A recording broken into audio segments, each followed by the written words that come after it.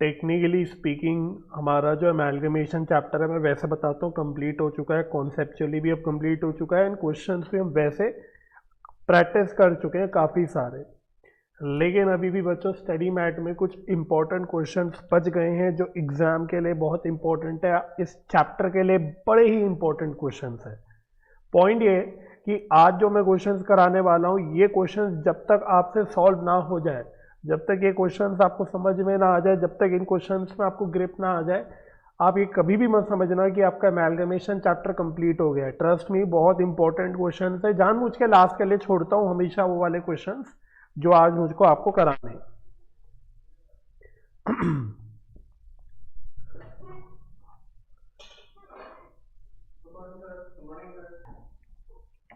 तो ये वाले जो क्वेश्चंस हैं हमारे आज के ये बहुत ही इंपॉर्टेंट क्वेश्चंस है, तो इसलिए वापस से कह रहा हूँ इन क्वेश्चंस को कभी भी छोड़ना नहीं, बड़े इंपॉर्टेंट क्वेश्चंस है। अब हम आई थिंक सो रेडी हैं, इतने हम लोग सीख चुके हैं चीज़ों को, इन क्वेश्चंस को हम लोग अब सॉल्व कर सकते हैं। ठीक है, तो आज के क्वेश्चंस बड़े ही इंपॉर्टेंट है।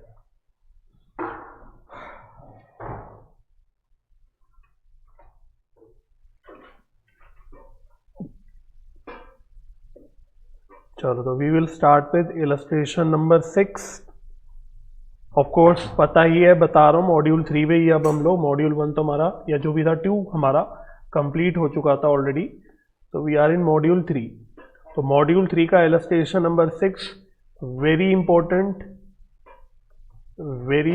क्वेश्चन, 200%। चलो तो पढ़ते क्या कहता है क्वेश्चन। हर क्वेश्चन में कोई ना कोई पॉइंट सीखने को मिलेगा या कोई ना कोई पॉइंट आपको लगाने को मिलेगा, अच्छे पॉइंट्स मिलेंगे क्वेश्चंस में। कई गलतियां भी है, मैं ये भी बताता हूँ कि क्वेश्चंस में कुछ जगहों पे गलतियां भी है, मिस्टेक्स भी है क्वेश्चंस में, वो भी बताता चलूंगा। तो कह रहा था following balance sheets are given as at 31 March 2021। तो दो कंपनीज है, एक बेस्ट लिमिटेड है, एक बेटर लिमिटेड है, रुपीज इन लैक्स है। अगेन क्या क्या पॉइंट्स बता रहा है वो आपको, शेयर कैपिटल है दोनों कंपनीज के, और शेयर है of 100 rupees each fully paid up. तो just for the sake of it मैं यहाँ पे नंबर ऑफ शेयर्स भी बता देता हूँ कितने होंगे। तो इसके आई थिंक सो 20,000 शेयर्स होंगे और इसके आई थिंक सो 10,000 शेयर्स होंगे। ठीक है ना, काम आ जाएगा कभी तो हम देख लेंगे। इसके अलावा करेंट लाइबिलिटीज है फिर एसेट में पीपीई है, नॉन करेंट इन्वेस्टमेंट्स है, एंड करेंट इन्वेस्टमेंट्स है, टोटल बैलेंस शीट है। तो इस बैलेंस शीट की एक अच्छी बात बताता हूँ, इस क्वेश्चन में एक अच्छी चीज ये है कि यहाँ पे नोट्स टू अकाउंट्स का चक्कर नहीं है। जो पॉइंट है छूट की सी बैलेंस शीट दे रखी है छोटी छोटी, तो मतलब इससे हमारा काम आसान रहेगा ओवरऑल। ठीक है, तो हमें बहुत ज्यादा अलग अलग तोड़ की चीजें देखनी नहीं पड़ेगी।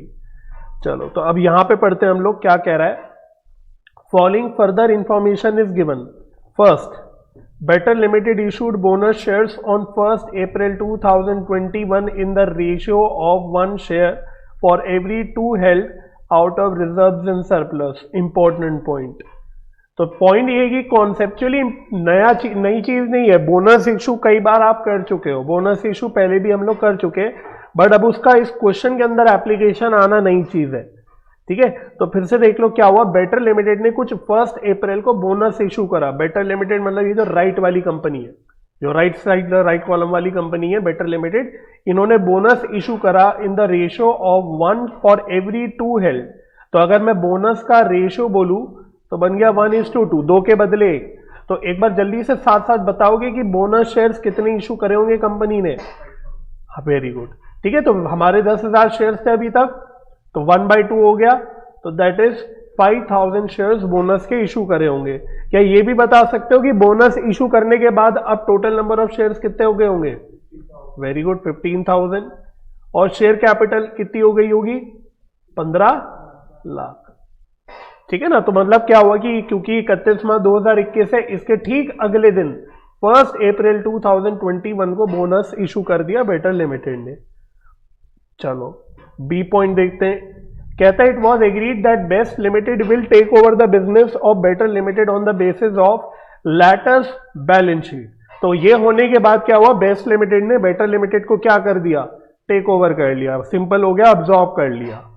The consideration taking the form of allotment of shares in best Limited. तो मतलब पीसी की बात करें कि पीसी का डिस्चार्ज कैसे होगा? By issue of shares. See, value of shares in best Limited was considered to be ₹150 and the shares in Better Limited were valued at ₹100 after the issue of bonus shares. Again very important point. जब तक मैं बताऊंगा नहीं आप इस point को समझ नहीं पाओगे वो क्या ये बोलना चाह रहा है। आगे ये भी कह रहा था allotment of shares is to be made on the basis of these values. तो बाय चांस किसी को हिंट हुआ कि वो क्या बोलना चाह रहा है, वो कह रहा है बेस्ट लिमिटेड की शेयर्स की वैल्यू जो कंसिडर करी जा रही है वो 150 रुपए करी जा रही है और जो बेटर लिमिटेड की शेयर्स की वैल्यू जो कंसिडर करी जा रही है वो 100 रुपए करी जा रही है। तो ये बताओ क्या बता रहा है इस पैरा के अंदर, समझ में आया आपको? नहीं आया। ये आपको इंट्रिंसिक वैल्यू दे रहा है।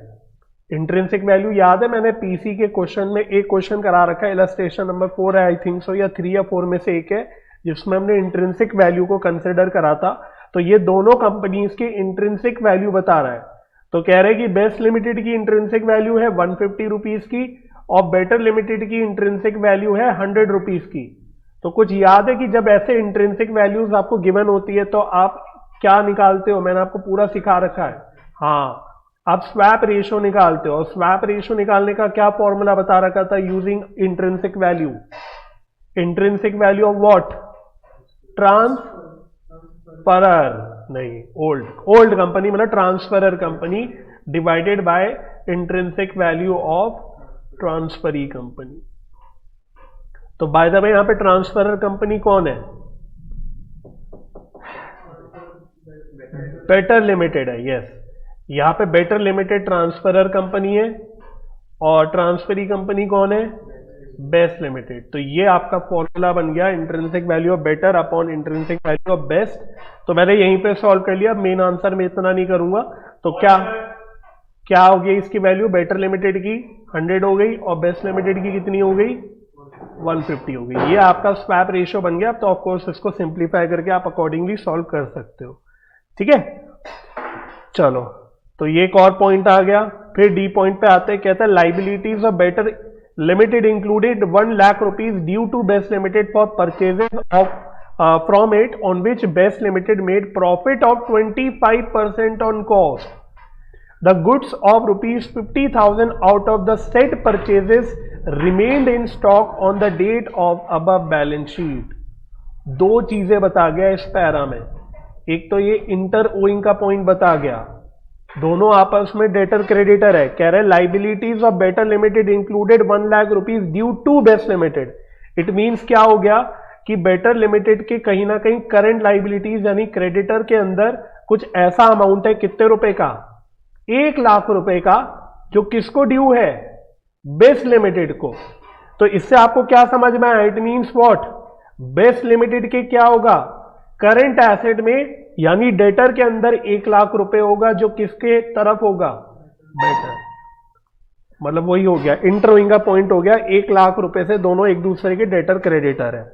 तो एक तो ये चीज है, नंबर 1 तो ये चीज है। दूसरा पॉइंट है ये आपका स्टॉक वाला। दूसरा पॉइंट है स्टॉक वाला। एक मैंने आपको पॉइंट सिखाया था जहां पे अनरियलाइज्ड प्रॉफिट ऑन जो स्टॉक होता है वो आपको रिमूव करना होता है। तो कह रहे हैं कि परचेज तो 1 लाख रुपए की हुई थी, परचेज 1 लाख की हुई थी, उसमें से 50,000 का जो सामान है अभी भी स्टॉक में पड़ा हुआ है। बेटर लिमिटेड के स्टॉक में अभी भी 50,000 रुपए का कुछ सामान पड़ा हुआ है। उस सामान के ऊपर बेस्ट लिमिटेड ने कितना प्रॉफिट कमाया था? 25% ऑन कॉस्ट। तो बेसिकली 50,000 का स्टॉक है जिसमें कुछ प्रॉफिट छुपा हुआ है, वो हमें फाइंड आउट करना है सबसे पहले तो, और उस प्रॉफिट को क्या करना है? रिमूव करना है। समझ में आया? तो इस कारण से तो बोल रहा हूं ये पॉइंट सारे अच्छे, क्वेश्चन बहुत ही बढ़िया है, किसी भी कीमत में छोड़ने नहीं है वाले क्वेश्चन हमको। तो अब रिक्वायरमेंट पढ़ लो, प्योर एग्जाम का क्वेश्चन है, I am telling you proper exam का क्वेश्चन है ये। कह रहे make closing ledger in the books of better Limited, number 1। तो एक तो बेटर लिमिटेड के बुक्स में आपको लेजर अकाउंट्स बनाने, बोले तो जो आपने लास्ट सीखा हुआ है लेटेस्ट ट्रांसफरर कंपनी की बुक सीखी हुई है आपने, और अब तक तो मैं आपको जर्नल एंट्रीज का क्वेश्चन भी करा चुका और एक क्वेश्चन हमने लेजर अकाउंट का भी करा था।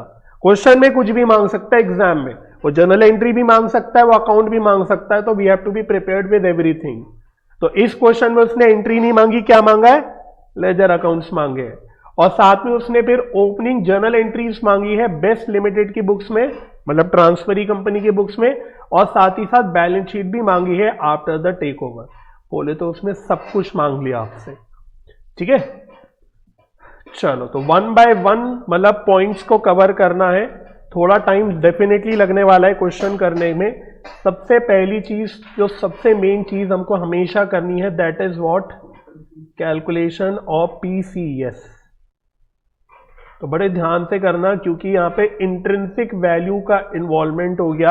हालांकि आप वो भी सीख चुके हो, मैं वो भी क्वेश्चन करा चुका हूं जहां पे इंट्रिंसिक वैल्यू को यूज करके हमें कैलकुलेशन करनी होती है।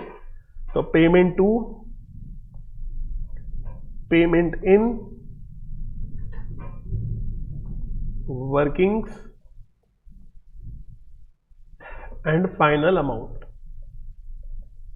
तो सबसे इंपॉर्टेंट चीज पहले इसको खत्म कर लो। तो पेमेंट करना है equity share holders of better limited को, equity share holders of better limited.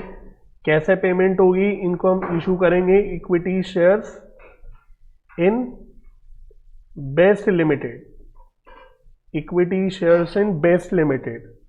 अब क्या सिखाया था मैंने आपको, एक बार मैं वापस से यहां पे लिख लेता हूं कि भाई हमें इंट्रिंसिक वैल्यूज को यूज करके क्या निकालना होता है, स्वैप रेशियो। तो अगेन चाहे लिख लो, इंट्रिंसिक वैल्यू ऑफ क्या होता था फॉर्मूला, ट्रांसफरी कंपनी मतलब better limited upon intrinsic value of, उल्टा बोल गया शायद ना मैं, transferor company upon intrinsic value of transferee company. ठीक है, लिखा सही, बोल उल्टा गया। तो intrinsic value of better upon intrinsic value of best.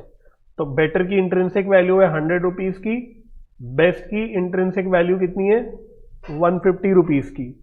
तो चाहे तो इसको सिंप्लीफाई कर लो, अगर इसको काट पीट करोगे तो रेशियो कितने का बैठ जाएगा, 5 2 5 3 2:3। तो स्वैप रेशियो 2:3 हो गया। अब मुझे बताओ नंबर ऑफ शेयर्स कैसे निकालोगे यूजिंग स्वैप रेशियो। भूलना नहीं, एक पॉइंट इसमें आया था बोनस इशू का, मैंने इसलिए आपको क्वेश्चन पढ़ाते हुए बता दिया था कि इवन दो क्वेश्चन की बैलेंस शीट में तो ओरिजिनली 10,000 शेयर्स थे, बट उसके बाद कंपनी ने 5,000 के बोनस इशू करे। तो अब टेक ओवर के दिन पे बेटर लिमिटेड के कितने शेयर्स हो गए हैं, 15,000 हो गए हैं। तो अब जो स्वैप रेशियो लगेगा कैलकुलेशन करने के लिए, आप कौन से शेयर्स पे निकालोगे, 15 पे, लेटेस्ट शेयर्स पे। ऑब्वियस ही बात है, जब 15,000 शेयर्स है तो उन्हीं पे निकालोगे। तो आओ 15,000 शेयर्स हैं अब, वेरी इंपॉर्टेंट, अपॉन इंटू 2/3। तो पहले तो कितना आ रहा है 10,000, वेरी गुड, मल्टीप्लाइड बाय, ये तो 10,000 चलो शेयर्स आ गए। अब इसको किससे मल्टीप्लाई करना होता है हमको, इश्यू प्राइस से। तो क्वेश्चन ने साफ साफ बोला था, जब क्वेश्चन ने दोनों कंपनीज की इंट्रिंसिक वैल्यू बताई थी, तो उसने क्वेश्चन ने साफ साफ बोला था कि जो शेयर्स अलॉट होंगे या जो शेयर्स इशू होंगे वो इन इंट्रिंसिक वैल्यू के बेसिस पे होंगे। मैं एक बार वापस से दिखा देता हूं, चलो। हाँ, तो उसने क्या बोला था कि भाई ये जो वैल्यूज क्वेश्चन दे रहा है, जब नए शेयर्स इशू होंगे तो इन्हीं वैल्यूज के हिसाब से होंगे। तो बेस्ट लिमिटेड अपने शेयर्स कितने रुपए पे इशू करेगा, 150 रुपीज पे। चलो, तो ये इंपॉर्टेंट है। तो एक बार वापस से देख लो, जब उसने बोला था यहां पे इस पैरा पे इंट्रिंसिक वैल्यू दी थी, तो बोला था उसने allotment of shares is to be made on the basis of these values. तो क्लियरली उसने हिंट दिया था, नहीं भी देता तो मैं आपकी जानकारी के लिए बताता हूं, आप वही लेते, 150 ही लेते। चलो, कितना आ रहा है ये, एक मिनट,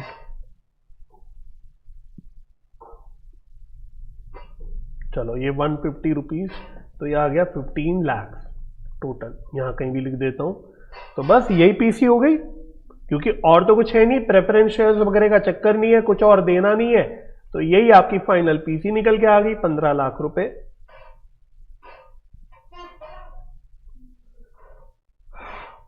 ठीक है ना। तो सबसे पहला क्रूशियल काम डन हो गया, समझ में आ गया पीसी। हर क्वेश्चन में पीसी बड़ा केयरफुली करना है भाई। आप समझ गए होगे अब तक कि पीसी किसी भी कीमत पर आप रट के नहीं निकाल सकते। हर क्वेश्चन में अलग अलग चीजें होती है, अलग अलग कहानी होती है, उसके अकॉर्डिंग आपको पीसी की कैलकुलेशन करनी होती है। अभी तो एक क्वेश्चन और है, उसमें और भी खतरनाक पीसी की कैलकुलेशन है। तो चीजों का बड़ा ध्यान रखना है आपको। चलो तो अब मेन आंसर पे आते हैं। उसने बोला था इन द बुक्स ऑफ, पहले क्या करो, बेटर लिमिटेड में लेजर अकाउंट्स बनाना। तो कुछ नहीं है, लेजर अकाउंट में सबसे इंपॉर्टेंट, सबसे मेन अकाउंट बताओ कौन सा होता है? Realisation account. देखो क्वेश्चन जब भी लेजर अकाउंट्स मांगता है ना, तो मतलब पॉइंट ये है कि लेजर अकाउंट्स में बहुत सारे अकाउंट्स हो सकते हैं, तो पहले मेक श्योर करना है कि जो सबसे इंपॉर्टेंट लेजर अकाउंट्स है वो हम जरूर बना लें। तो रियलाइजेशन अकाउंट एक इंपॉर्टेंट है, और बताओ क्या इंपॉर्टेंट है? वेरी गुड, शेयर होल्डर्स का अकाउंट बड़ा इंपॉर्टेंट होता है। तो इक्विटी शेयर होल्डर अकाउंट, ठीक है, इक्विटी शेयर होल्डर अकाउंट। अगर प्रेफरेंस शेयर्स होते तो उनका भी अलग बनता है, पता आपको, प्रेफरेंस शेयर होल्डर अकाउंट। और बताओ, एक फिर ट्रांसफरी कंपनी या जो परचेजिंग कंपनी होती है उनका अकाउंट बनता ही बनता है। तो ये बन गया आपका बेस्ट लिमिटेड का अकाउंट।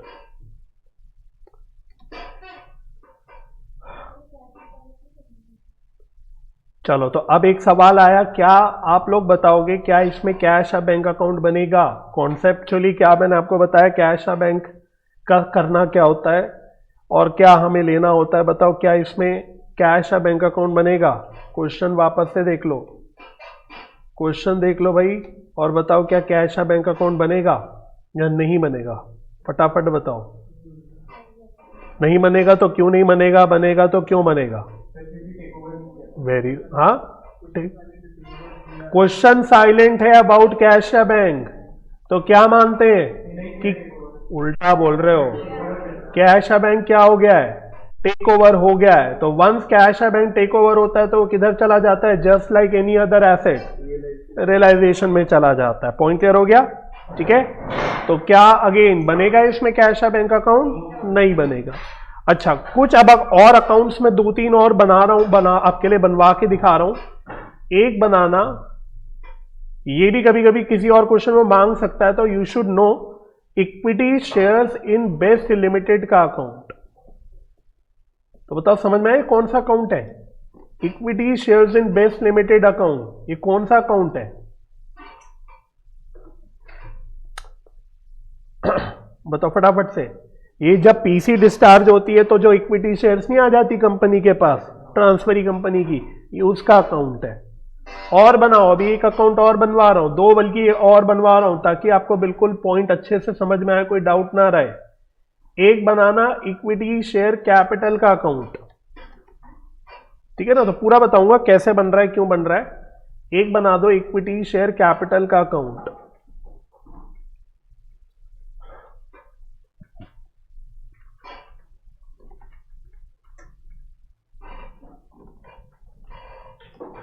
चलो छोटा छोटा। और एक बना दो रिजर्व एंड सरप्लस का अकाउंट।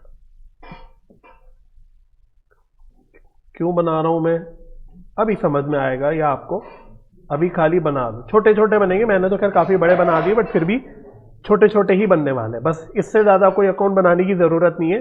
तो एक बार वापस से देख लो क्या क्या अकाउंट खोल रहे हैं हम लोग। Reserve and surplus, equity share capital, फिर equity share holders, transferee company का अकाउंट और आपका रियलाइजेशन अकाउंट। चलो तो बन गए, खुल गए, आपके साथ साथ खोल लिया अकाउंट। चलो सबसे पहला काम क्या करते हैं हम लोग, फटाफट से बताओ। सबसे पहला काम, सारे एसेट्स और लाइबिलिटीज ट्रांसफर करते हैं सब्जेक्ट टू एक्सेप्शंस। बताइए, तो मैंने क्यों बोला था क्वेश्चन में अच्छी चीज है, आपको क्वेश्चन में एसेट का या लाइबिलिटी का कोई ब्रेकअप नहीं दे रखा। पीपीई है तो बस पीपीई है, उसके अंदर ये चक्कर नहीं है कि प्लांट एंड मशीनरी अलग लेना है, लैंड एंड बिल्डिंग अलग लेना है, फर्नीचर अलग लेना है। हाँ, वर्किंग नोट्स नहीं बोलते उसको, नोट्स टू अकाउंट्स बोलते हैं। फाइनेंशियल स्टेटमेंट चैप्टर पढ़ लिया पूरा, फिर भी वर्किंग नोट बोल रहे हो, नोट्स टू अकाउंट्स बोलते हैं, ठीक है ना? तो पॉइंट ये है कि अंदर एसेट्स के या लाइबिलिटीज के ब्रेकअप नहीं है, तो आपके लिए काम छोटा हो गया। आपको अलग अलग एसेट्स या लाइबिलिटीज लेने की जगह टोटल फिगर ले लेनी है, क्योंकि आप अलग अलग ले ही नहीं सकते। तो बस 2 ही तो एसेट्स हैं, एक पीपीई है, आई थिंक 15 लाख रुपए का है, और फिर आपके करंट एसेट्स है। और पता है आपको इनकी सबकी क्या लेनी होती है हमको, बुक वैल्यू। तो करंट एसेट्स है 5 लाख रुपीस की। इसी तरह से लाइबिलिटीज में चले जाओ तो एक ही लाइबिलिटी है, दैट इज करंट लाइबिलिटीज, कोई नॉन करंट लाइबिलिटी है नहीं। इसके अलावा बस शेयर होल्डर फंड है जिसमें शेयर कैपिटल और रिजर्व एंड सरप्लस अलग अलग आता है, तो ये लिख दो 2 लाख रुपए, 2 लाख के आपकी करंट लाइबिलिटीज। क्लियर हो गया? अच्छा, अब क्योंकि मैंने 2 अकाउंट अलग खोल रखे हैं जो रियलाइजेशन में नहीं जाते, लास्ट में जाके खोले हैं, बताओ कौन से? एक इक्विटी शेयर कैपिटल है और एक रिजर्व एंड सरप्लस। तो पहले जो वैल्यूज दे रखी है बैलेंस शीट में वो वैल्यूज एज इट इज लिख लो, दोनों की बैलेंस शीट से देख के लिखना अभी, ठीक है ना? ये बैलेंस शीट से देख के लिखना, टेक्निकली अभी ओपनिंग बैलेंसेस हैं।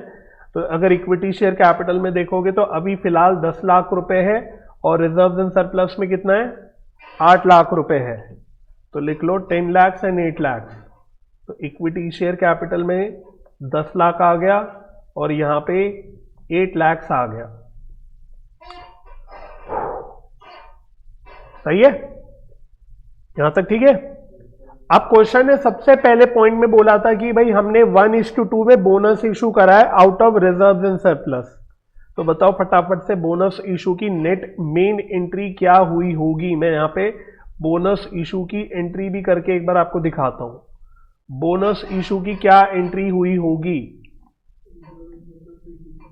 बहुत बढ़िया, बिल्कुल सही।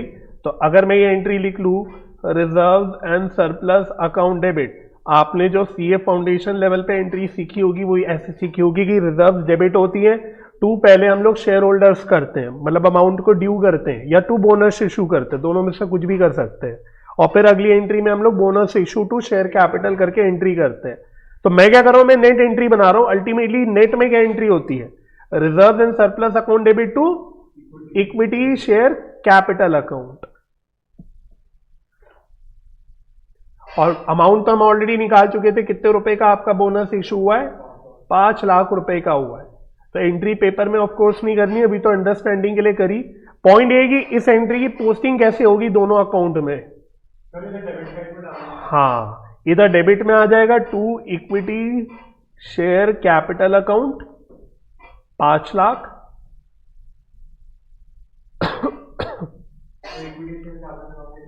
Very good. इधर क्रेडिट में आ जाएगा बाय रिजर्व एंड सरप्लस।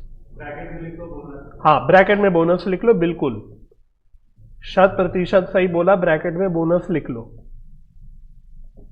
हमेशा लिखना चाहिए आपको, क्लैरिटी रहती है, समझने में आसान रहता है आपके लिए भी और पेपर चेकर के लिए भी, अगर आप प्रॉपर लिख लेते हो। समझ में आ गया?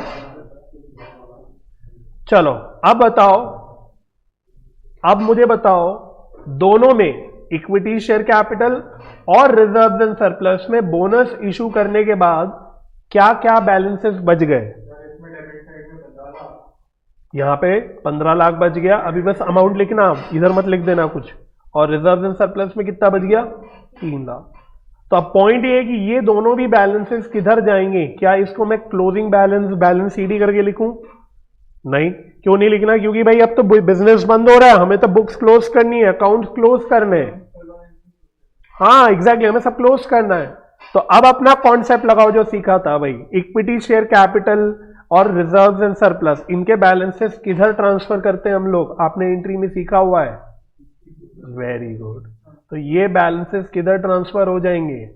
दोनों भी इक्विटी शेयर होल्डर्स अकाउंट में, ठीक है ना? तो ये दिखाने के लिए मैंने ये दोनों अकाउंट्स एक्स्ट्रा बनाए ताकि आपको क्लियरली दिखे कि भाई ये बैलेंसेस कैसे कैसे और कितने कितने बच रहे हैं। डायरेक्टली करोगे आप पेपर में तो ऑब्वियसली आप ब्रैकेट में माइनस करके प्लस करके दिखाओगे, लेकिन ठीक है अभी समझना है हमको।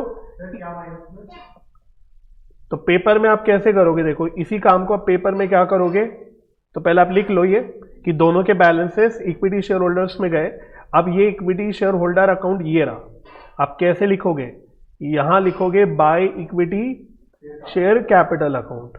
और मैं कह रहा हूं कि आप ब्रैकेट में करके दिखाओगे कि भाई 10 लाख रुपए का था क्वेश्चन की बैलेंस शीट में, प्लस 5 लाख रुपए का क्या हो गया? बोनस इशू हो गया। तो इक्विटी शेयर कैपिटल 15 का हो गया। ऐसे ही जब आप रिजर्व एंड सरप्लस ट्रांसफर करोगे, by reserve and surplus, again bracket में कैसे दिखाओगे, आप बोलोगे कि 8 लाख रुपए का रिजर्व एंड सरप्लस था, माइनस 5 लाख का इसमें से बोनस इशू हो गया पहले तो अब ये 3 लाख का बचा। मजे की बात है, अभी भी ओवरऑल तो टोटल तो क्रेडिट में 18 लाख ही जा रहे हैं। आप ऐसे 10 और 8 करके डालते तो भी 18 ही जाते। पॉइंट समझ आ रहा है? अगर आप ये नहीं भी करते तो बाय फ्लूक कह सकते हो, आपका आंसर कोई गलत नहीं आता, सब सही हो जाता, क्योंकि कुल मिला के आप ये 10 और 8 कुल मिला के तो 18 ही डालते, लेकिन क्या वो सही माना जाता? नहीं, ठीक है ना। तो उसके बावजूद वो गलत माना जाता, डेफिनेटली नंबर कटेंगे। तो इसलिए आपको करके दिखाना है, सही बैलेंसेस को सही जगह पे ट्रांसफर करना है। पॉइंट समझ में आ गया? तो यहां तक सब आ गए, ठीक है। अब अगला काम करो, फाइनली वापस आते रियलाइजेशन में। नेक्स्ट काम आप क्या करोगे बताओ? पीसी को ड्यू करोगे, याद आ गया? पीसी ड्यू करते हैं, एंट्री होती थी ट्रांसफरी कंपनी या purchasing company account debit to realisation account. तो ट्रांसफरी कंपनी का नाम है बेस्ट लिमिटेड, तो ये हमने पीसी ड्यू कर लिया, और पीसी कितना निकाला था हमने? 15 लाख रुपए, तो 15 लाख। और साथ साथ बताओ बेस्ट लिमिटेड के अकाउंट में क्या होगा? इसकी क्रॉस पोस्टिंग होगी टू रियलाइजेशन अकाउंट। तो मेरा तो देखो यार सही में मानना है, अगर ट्रांसफरर कंपनी की बुक्स में आ जाए क्वेश्चन, आपके लिए ब्लेसिंग इन डिस्गाइज है। ज्यादा पंगेबाजी है ही नहीं यहां पे, है ना। अपार्ट फ्रॉम पीसी कैलकुलेशन थोड़ी सी, उसके अलावा मुझे नहीं लगता कोई बहुत बड़ी आपके लिए कोई सरदर्दी होती है।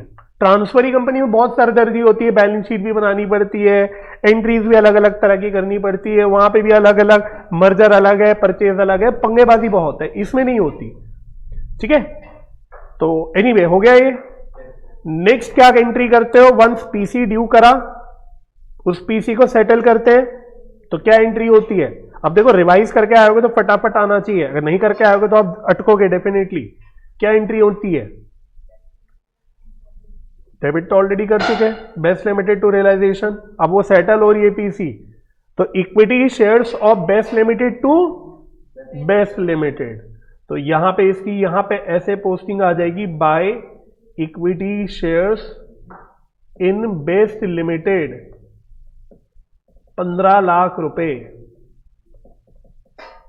है ना। और इसी का मैंने यहां पे अकाउंट बना रखा था, और इक्विटी शेयर्स में क्या आ जाएगा? To Best Limited. समझ में आ रहा है?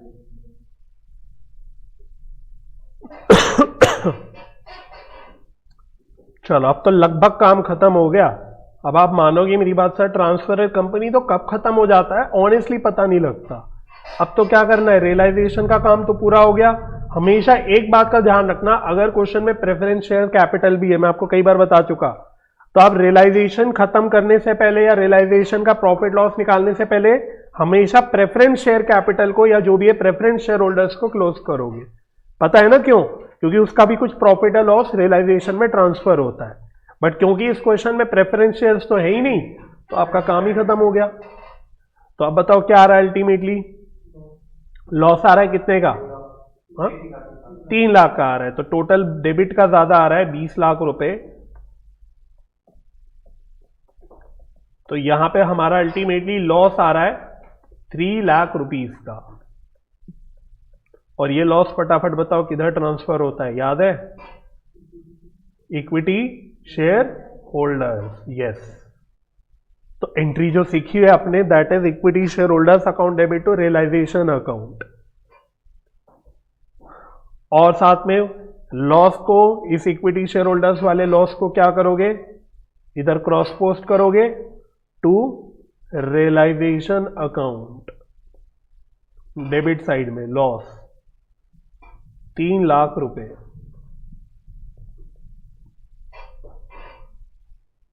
सही है।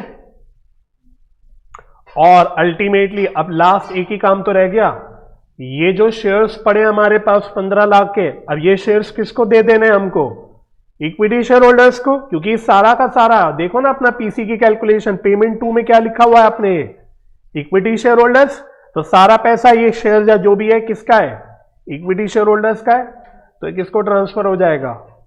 इक्विटी शेयर होल्डर्स को हो जाएगा।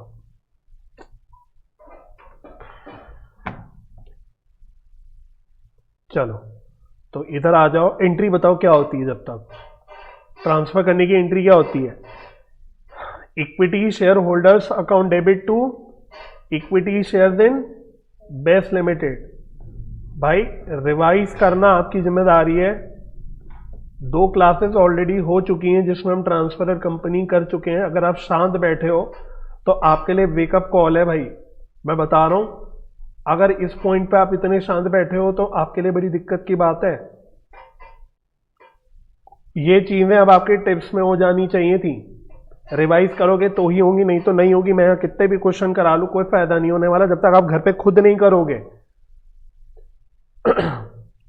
ठीक है, तो anyway equity share holders to equity shares in best Limited और कोरिस्पॉन्डिंगली आपका इक्विटी शेयर होल्डर में डेबिट में पोस्टिंग आ जाएगी इसकी to equity shares in best Limited. तो कितना है? 15 लाख। और देखो 18 लाख 18 लाख दोनों साइड का टोटल बराबर। ये ऑटोमेटिकली इक्विटी शेयर होल्डर्स का अकाउंट टैली कर जाता है। एक केस में नहीं करता, पता है कौन से केस में? वो भी बता चुका हूं। अगर कैश या बैंक जो टेक ओवर नहीं होता, हाँ, तो फिर ये इक्विटी शेयर होल्डर का अकाउंट क्लोज नहीं हो पाता। उसका बैलेंस बचता है जो हम ट्रांसफर करते हैं कैश या बैंक में। बेसिकली उसको कैश या बैंक से सेटल करते हैं। अब डिसोल्यूशन चैप्टर में यही करा करते थे, अगर आपको याद हो। पार्टनरशिप अकाउंट्स में पार्टनर्स कैपिटल का बैलेंसिंग फिगर आता था, वो आप कैश या बैंक में डालते थे और लास्ट में कैश या बैंक अकाउंट बनाते थे। ठीक है, लेकिन यहां वैसा नहीं हो रहा। क्यों? क्योंकि कैश या बैंक भी जो भी है वो भी टेक ओवर हो रहा है। तो वो जो टेक ओवर होने का इफेक्ट है वो रियलाइजेशन के थ्रू ऑलरेडी आ जाता है। ये तो 3 लाख का आपने रियलाइजेशन में लॉस डाला है, उस पर कैश या बैंक का भी इफेक्ट आ जाता है। तो इसलिए इसमें ऑटोमेटिकली अब बैलेंस क्लोज हो जाता है। ठीक है ना। तो लास्ट जो अकाउंट बच गया क्लोज करने से वो ये वाला बच गया, ये भी क्लोज हो गया 15 लाख 15 लाख। और अगर नीचे वाला अकाउंट भी देख लो इक्विटी शेयर्स वाला, ये भी क्लोज हो गया 15 लाख 15 लाख। तो इसी के साथ आपके सारे अकाउंट्स क्लोज्ड, सारी बुक्स क्लोज्ड, पूरा काम खत्म। तो ट्रांसफरर कंपनी में बस इतना ही काम करना होता है।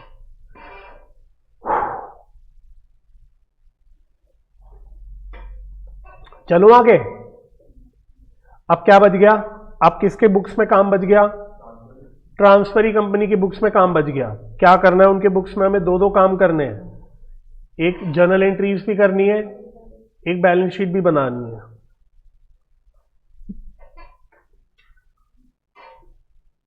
चलो तो यहां आ जाते हैं।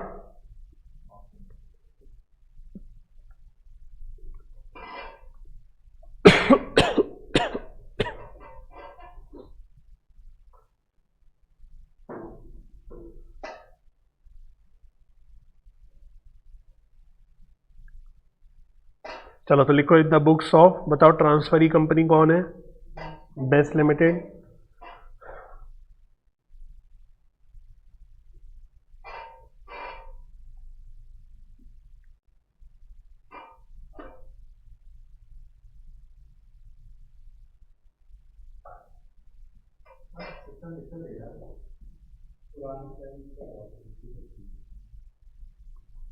फ्लो खराब हो जाता है, इसकी वजह से प्रॉब्लम ये होती है। मैं लिखता ज्यादा हूं ना, मुझे नहीं लगता बाकी टीचर इतना लिखते होंगे।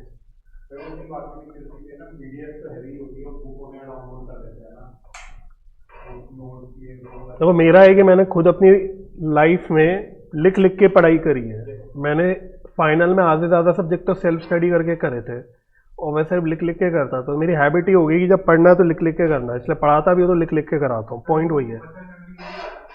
हाँ तो वही है, लेकिन वही मैं मात खा जाता हूँ ऐसे सिचुएशंस पे।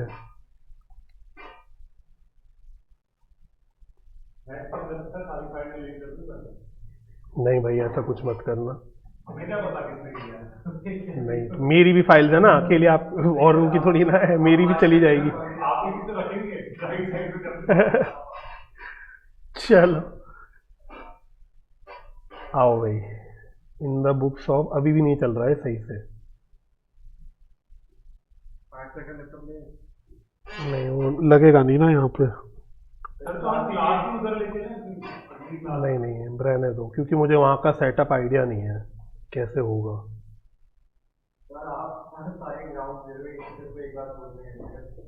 क्या कह रहे हो? नहीं नहीं, देखो वैसे भी लाइट गई हुई है फिर से, आई थिंक सो। नहीं नहीं, आ रही है जा रही है, अभी गई हुई है मेरे ख्याल में। तो आज भी कोई भरोसा नहीं है कब तक हम कर पाएंगे, लेकिन यही तो सीखने वाली बात है। जब तक है जान, एग्जैक्टली जब तक जान है तब तक करेंगे, कुछ ना से कुछ सही। Something is better than nothing भाई, जब तक साथ दे रहा है पढ़ेंगे, नहीं देगा बंद कर देंगे, क्या है इसमें। कल है फिलहाल तो। चलो होपफुली करें स्टार्ट जर्नल एंट्रीज। चलो तो वापस आ जाओ, पहली जर्नल एंट्री किसकी होगी, क्या क्या होती है? Business purchase account debit, very good. तो लिख लो business purchase account debit to liquidator या लिक्विडेटर्स, कुछ भी बोल सकते हो, of, very good, better limited, that is transferor company. कितना अमाउंट आएगा? Very good, 15 lakh.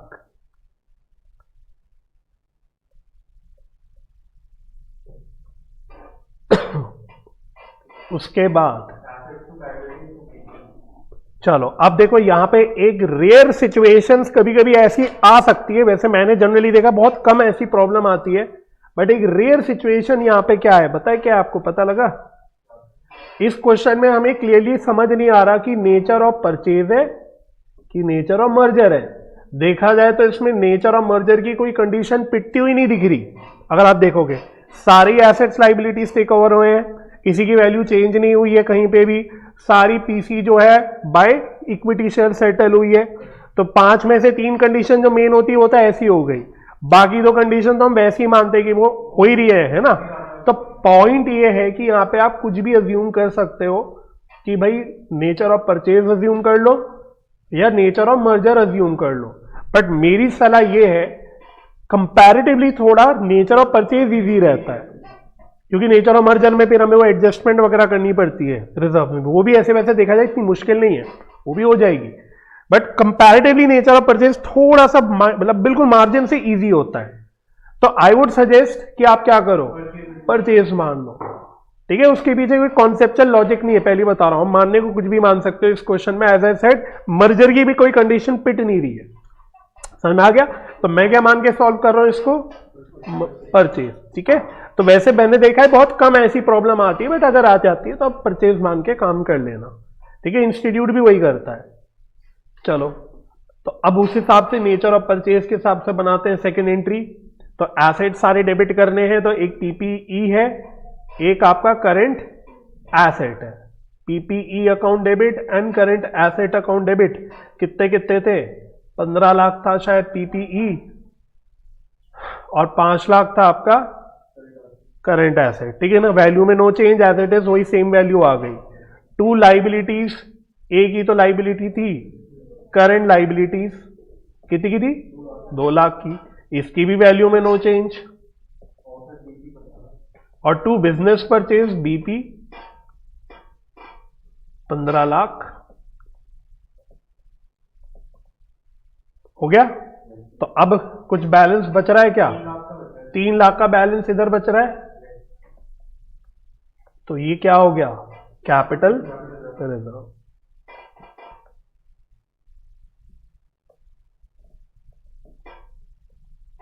बस इतना ही है।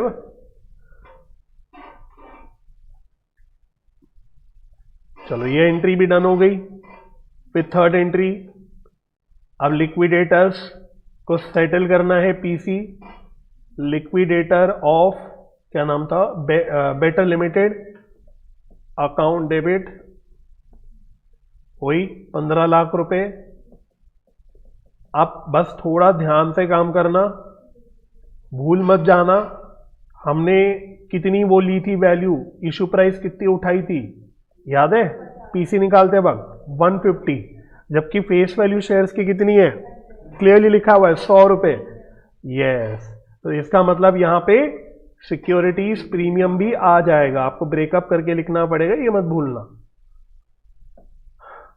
तो I believe number of shares कितने आए थे?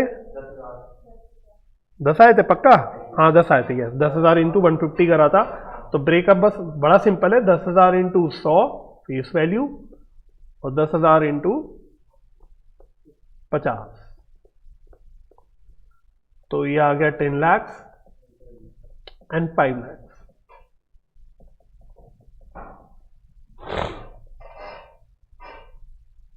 ठीक है। अच्छा, अब 2 एंट्रीज बड़ी इंपॉर्टेंट है इसमें से भी मैं तो कहूंगा कि जो 5th एंट्री लिखने वालों ये बड़ी इंपॉर्टेंट है। तो एक याद है क्वेश्चन पढ़ते वक्त, एक तो इंटररोइंग का पॉइंट था, वो तो सिंपल है। क्या पॉइंट था इंटररोइंग में कि हम एक दूसरे के डेटर क्रेडिटर है। कितने अमाउंट से थे बताओ डेटर क्रेडिटर? 1 लाख से थे, याद आ गया। तो एंट्री क्या होती है बताओ भाई? बड़ी सिंपल एंट्री है, लाइबिलिटी डेबिट टू, तो पॉइंट है एंट्री क्या बनेगी? Creditor debit to debtor. But अब इस क्वेश्चन में पॉइंट क्या है कि हमने डेटर क्रेडिटर अलग से लिया नहीं है, हमने उसकी जगह क्या लिया है? Current assets and current liabilities. मुझे बताओ ना, डेटर्स किस में होते हैं? करंट एसेट में होते हैं, और क्रेडिटर्स किस में होते हैं? करंट लाइबिलिटीज में होते हैं। अब हमने अंदर अलग अलग तो किया नहीं, हमने क्या क्वेश्चन ही नहीं करा, तो हमने भी नहीं करा, तो इसलिए अब उस हिसाब से अब एंट्री क्या बनाऊंगा? यस।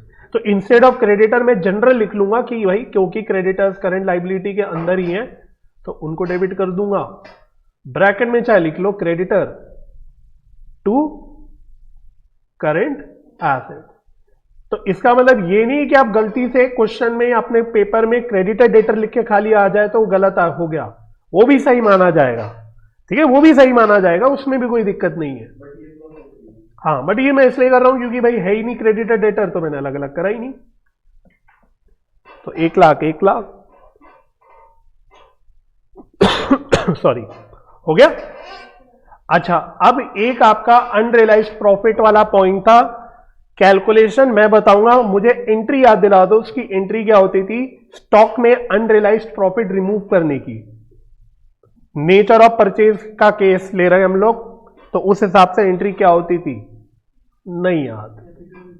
हाँ, कैपिटल रिजर्व या goodwill account debit to stock account या इन्वेंट्री अकाउंट। अब इस क्वेश्चन में हम कैपिटल रिजर्व लेंगे कि गुडविल लेंगे? Capital reserve. तो एज द केस में भी भाई गुडविल आया होता तो गुडविल लेते, कैपिटल रिजर्व आया तो कैपिटल लेंगे। तो capital reserve account debit to, फिर वही है इन्वेंट्री, लेना तो इन्वेंट्री चाहिए, बट बात तो अगेन वही आ गई, इन्वेंट्री अलग से तो है नहीं, तो फिर वही सोचो इन्वेंट्री किसके अंदर इंक्लूडेड होगी? करंट एसेट्स के। तो इंस्टेड ऑफ इन्वेंट्री हम एक जनरल लिख लेते करंट एसेट्स, ब्रैकेट में लिख लेते इन्वेंट्री। तो ये तो खैर एंट्री हो गई, एंट्री तो ओके हो गई। अब बड़ी इंपॉर्टेंट चीज आ रही है कि भाई अनरियलाइज्ड प्रॉफिट कितना, अनरियलाइज्ड प्रॉफिट कितना। अब बड़े ध्यान से देखना, देखो ये बेस्ट लिमिटेड है, ये बेटर लिमिटेड है। क्वेश्चन ने बोला कि भाई बेस्ट लिमिटेड ने बेटर लिमिटेड को सेल करी थी, इसी कारण से बेटर लिमिटेड के बुक्स में बेस्ट लिमिटेड आ रहा था एज अ क्रेडिटर और बेस्ट लिमिटेड के बुक्स में बेटर लिमिटेड आ रहा है एज डेटर। अब उसने बोला क्वेश्चन में जरा रीड करो कि बताओ हम कॉस्ट के ऊपर कितना प्रॉफिट कमाते हैं सेल के लिए? 25% बोला हुआ है। बोलने का मतलब क्या है कि अगर 100 रुपए की कॉस्ट है, करेक्ट, 25 रुपए का प्रॉफिट होगा तो सेल कितनी की होगी? 125 की। अब हमने सेल करी कितनी की है कुल मिला के? कितनी की करी थी? 1 लाख की करी थी ना, ये बोला था ना उसने। 1 लाख रुपए जो पड़े हुए ये वाले 1 लाख की सेल करी थी, मतलब इसमें से 1 लाख रुपए की हमने टोटल सेल करी थी। लेकिन इसमें से बेटर लिमिटेड के पास अभी भी इन्वेंट्री में कितना माल पड़ा हुआ है? 1 लाख का नहीं पड़ा। देखो जो माल चला गया वो चला गया, इसमें से कितने रुपए का माल पड़ा हुआ है? If I am not wrong, जितना मुझे याद आ रहा है 50,000 रुपए का माल पड़ा हुआ है। ठीक है, लेकिन नहीं, पॉइंट ये कि ये कॉस्ट है कि सेल है? ये 50,000 क्या है? ये सेल वैल्यू है। मैं यही तो बताना चाह रहा हूं, ये क्या है? ये सेल वैल्यू है। तो पॉइंट ये है कि 25% प्रॉफिट तो उसने कॉस्ट का दिया है 100 रुपए का, तो मुझे बताओ सेल का कितना होगा? सेल का कितना होगा, तो यहीं से मैं निकाल सकता हूं 25/125 कितना आ रहा है ये 20%। तो सेल का कितना है 20% प्रॉफिट है, आपको समझ में आया? ठीक है, तो बहुत जल्दी में मेजॉरिटी बच्चे सीधा इसका 25% करके आ जाते हैं कि 50,000 का 25% कर लो, लेकिन क्या 25% सही है? नहीं। अगर क्वेश्चन ने बोला होता कि प्रॉफिट 25% सेल पे कमाते हैं तो ठीक होता, फिर तो कोई दिक्कत नहीं होती। बट क्वेश्चन ने क्या बोला हुआ है कि बेस्ट लिमिटेड अपनी कॉस्ट पे 25% कमा रहा है, तो उसकी कॉस्ट 1 लाख थोड़ी ना है, 1 लाख तो सेल वैल्यू है, उसने सेल करी 1 लाख की, तो हमें ये देखना पड़ेगा अगर 25% कॉस्ट का है तो सेल का कितना होगा 20%।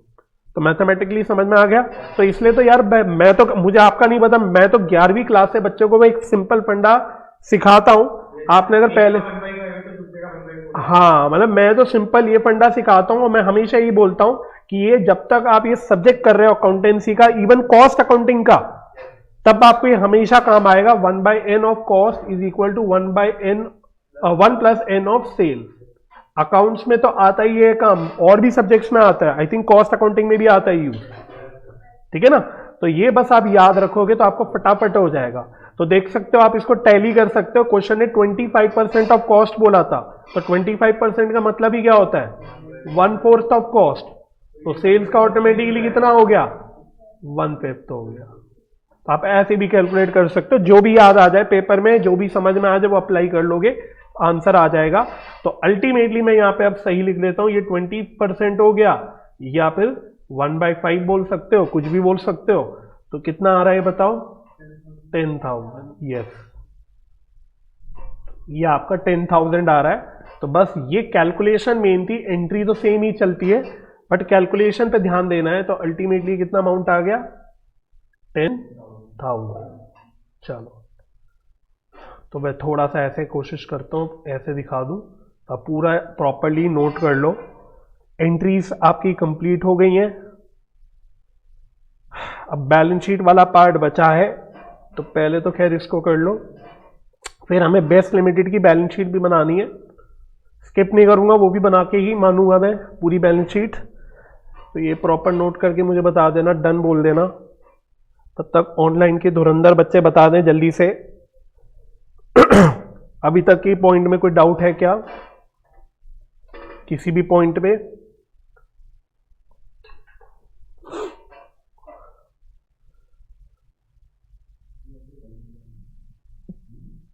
लाइट आ गई तो जला लो पीछे की लाइट।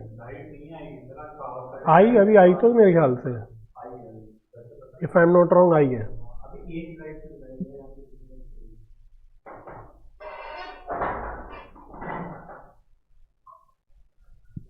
मैं वैसे श्योर नहीं हूं, एक बार इन्वर्टर के पास जाके देख सकते हो। अगर इन्वर्टर आवाज कर रहा है, ये अजीब सी आवाज करता है वो एक, तो नहीं आई होगी, तो नहीं आई होगी। आ रही है तो नहीं आई, फिर नहीं आ रही, फिर मत जलाओ।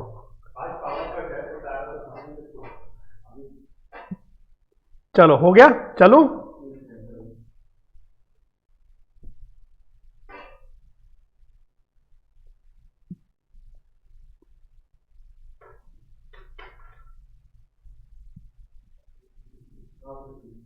चलो हो गया जिसका, तो वो रुके ना कृपया, आप बनाओ बैलेंस शीट। बैलेंस शीट बनाने में अब कुछ नहीं बचा।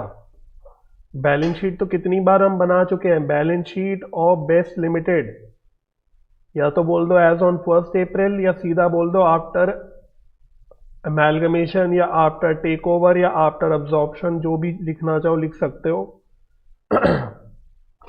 तो यहां आ गया पर्टिकुलर्स,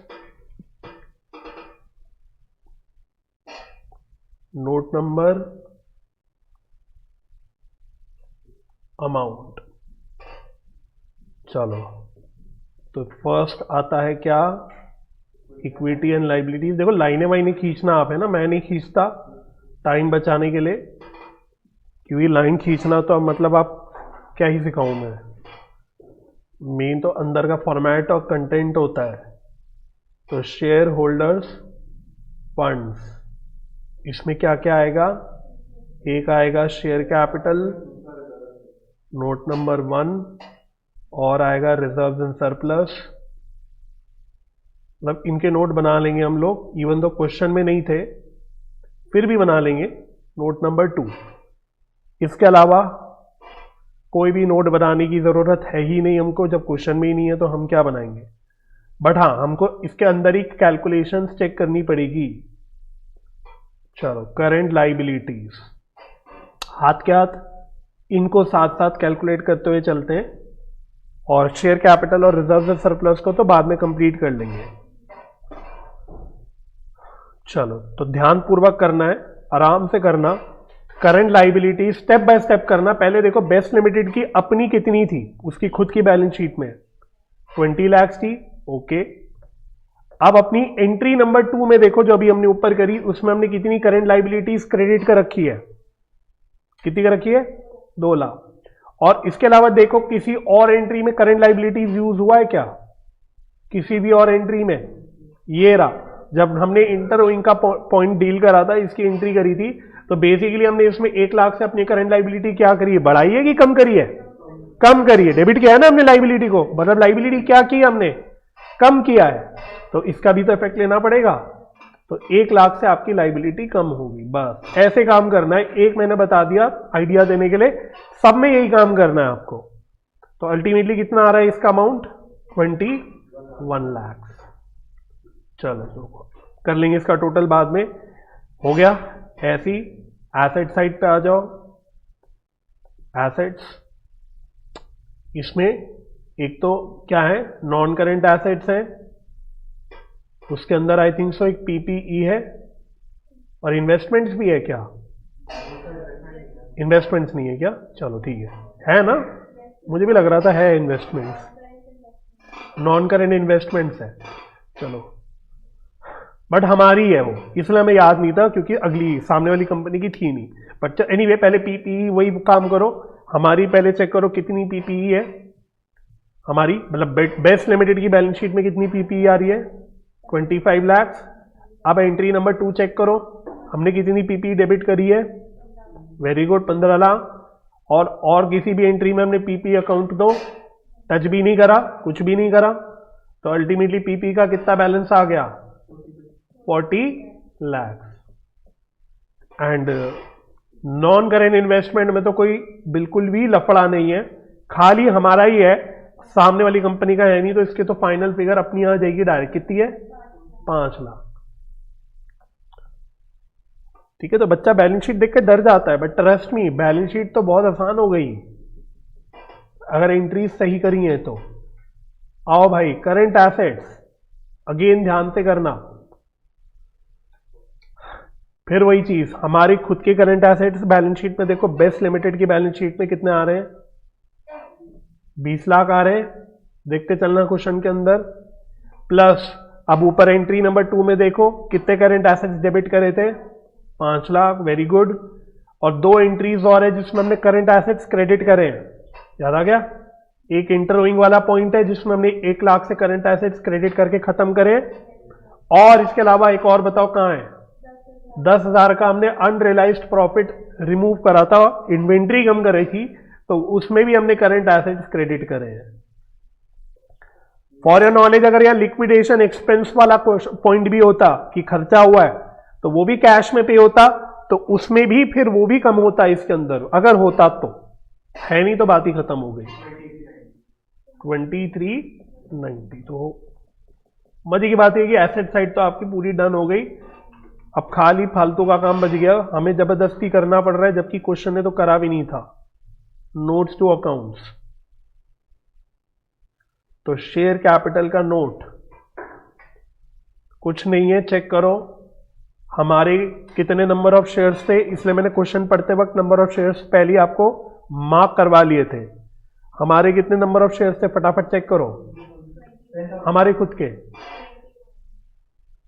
हमारे 20,000 थे, है ना, हमारे 20 थे, और हमने पीसी में कितने शेयर्स और इशू कर दिए, 10,000।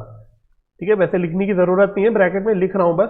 तो अब टोटल कितने शेयर्स हो गए, 30,000 शेयर्स हो गए, 30,000 शेयर्स बोल लो, इक्विटी शेयर्स ही बोल लो प्रॉपर, ऑफ रुपीज कितने के लिए हो गए, 100 ईच फेस वैल्यू। और क्या करोगे ब्रैकेट में, कोशिश करना है, हाँ। Out of these, very good, 10,000 shares have been issued for consideration other than cash.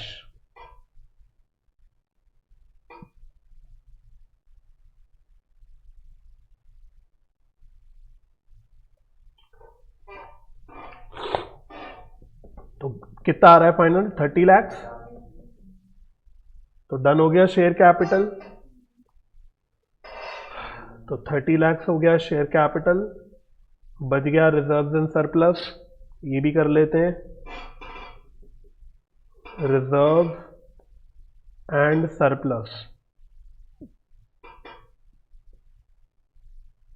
तो क्या क्या चीजें आएंगी देखो ध्यान से। सबसे पहले आएगा कैपिटल रिजर्व। कैपिटल रिजर्व बताओ कितना आएगा? एक बार में सही करना, कितना आएगा? वेरी गुड, 3 लाख तो एंट्री नंबर 2 में आया था, देखते रहना। और लास्ट वाली एंट्री में फिर वही अनरियलाइज्ड प्रॉफिट में हमने कैपिटल रिजर्व से ही तो रिमूव करा था, तो 10,000 का हमने वहां से रिमूव करा था। तो कितना आ गया ये? 2,90,000। Very good. और बताओ, सिक्योरिटीज प्रीमियम, वेरी गुड। तो एंट्री नंबर 3 से देख लो कितने थे वो? 5 लाख। और अब पता है क्या बच गया? अब खाली हमारे खुद के रिजर्व्स बच गए, जो हमारे एग्जिस्टिंग रिजर्व्स थे। अब उनमें क्या है वो तो मुझे पता नहीं, तो मैं अदर रिजर्व लिख रहा हूं। और उन रिजर्व्स के अंदर जनरल रिजर्व कितना है, पीएनएल कितना है, या कोई और रिजर्व कितना है, मुझे कुछ नहीं पता। तो बस मैं अदर रिजर्व्स करके लिख रहा हूं। तो अपने खुद के बैलेंस शीट में कितने के रिजर्व्स हैं? 10 लाख। तो उनमें तो कोई टच ही नहीं किया ना हमने, उनको तो छेड़ा ही नहीं, तो वो तो एज इट इज चलते रहेंगे। हो गया। तो कितना? 1790। बस डाल दो ऊपर और चेक कर लो, बैलेंस शीट टोटल आ जाना चाहिए।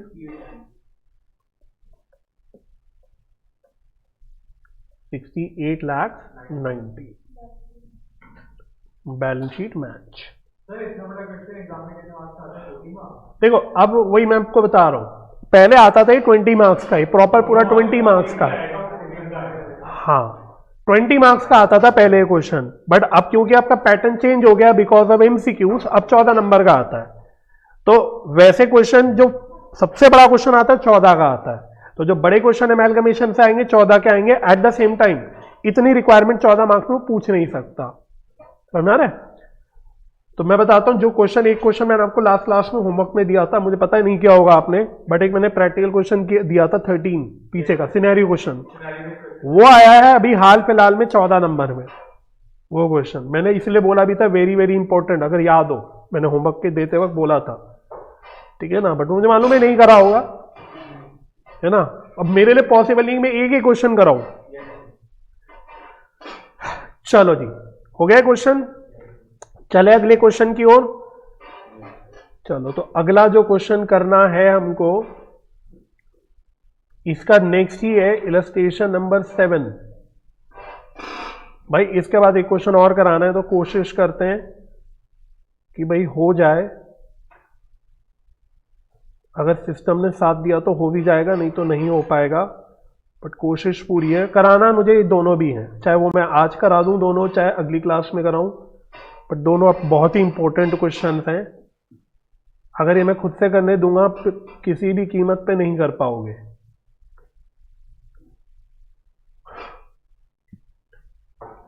तो ये भी क्वेश्चन इंपॉर्टेंट क्वेश्चन एक और, ठीक है।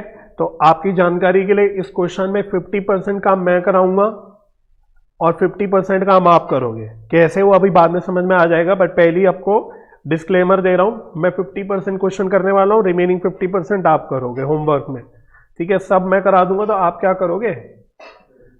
चलो तो पढ़ो। K limited and L limited amalgamate to form a new company L K limited. तो प्योर एमैल्गमेशन है, A plus B equal to A B, वैसे ही वाली। The financial position of these two companies as at the date of amalgamation was as under, मतलब simply balance sheet दे रहा है। तो के लिमिटेड और एल लिमिटेड, अच्छा पहले पार्टीज आइडेंटिफाई करो। के लिमिटेड क्या है और एल लिमिटेड क्या है? बहुत बढ़िया, दोनों ही क्या है, दोनों ही ट्रांसफरर है। तो सर ट्रांसफरी कंपनी कौन सी है, एलके लिमिटेड, ठीक है ना। तो दोनों ही ट्रांसफरर कंपनीज है। चलो तो share capital, reserve and surplus, इधर लॉन्ग टर्म बोरिंग्स, इन तीनों के नोट्स हैं। फिर ट्रेड पेबल्स ये ऐसी है। फिर नॉन करेंट एसेट्स में पीपी इसका नोट है, इंटेंजिबल एसेट का नोट है। फिर आईटीसी है, उसमें से कैश एंड कैश इक्विवेलेंट का नोट है। फिर आपका नोट्स टू अकाउंट्स में क्या क्या दे रखा है, दोनों कंपनीज के इक्विटी शेयर्स है, 7% प्रेफरेंस शेयर्स है और दोनों भी 100 रुपए के ईच के हैं। तो चलो जब भी नंबर ऑफ शेयर्स निकालना हो तो अकॉर्डिंगली आप निकाल लोगे, अभी नहीं निकाल रहा, निकाल लेंगे जब भी जरूरत पड़ेगी।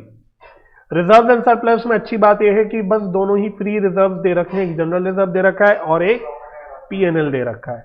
लॉन्ग टर्म बोरिंग्स में के 5% डिबेंचर्स हैं और सिक्योर्ड लोन्स एल के है, मतलब एक के डिबेंचर्स है, एक के लोन है, 2 लाख रुपए के, इत्तेफाक से दोनों ही 2 लाख रुपए के।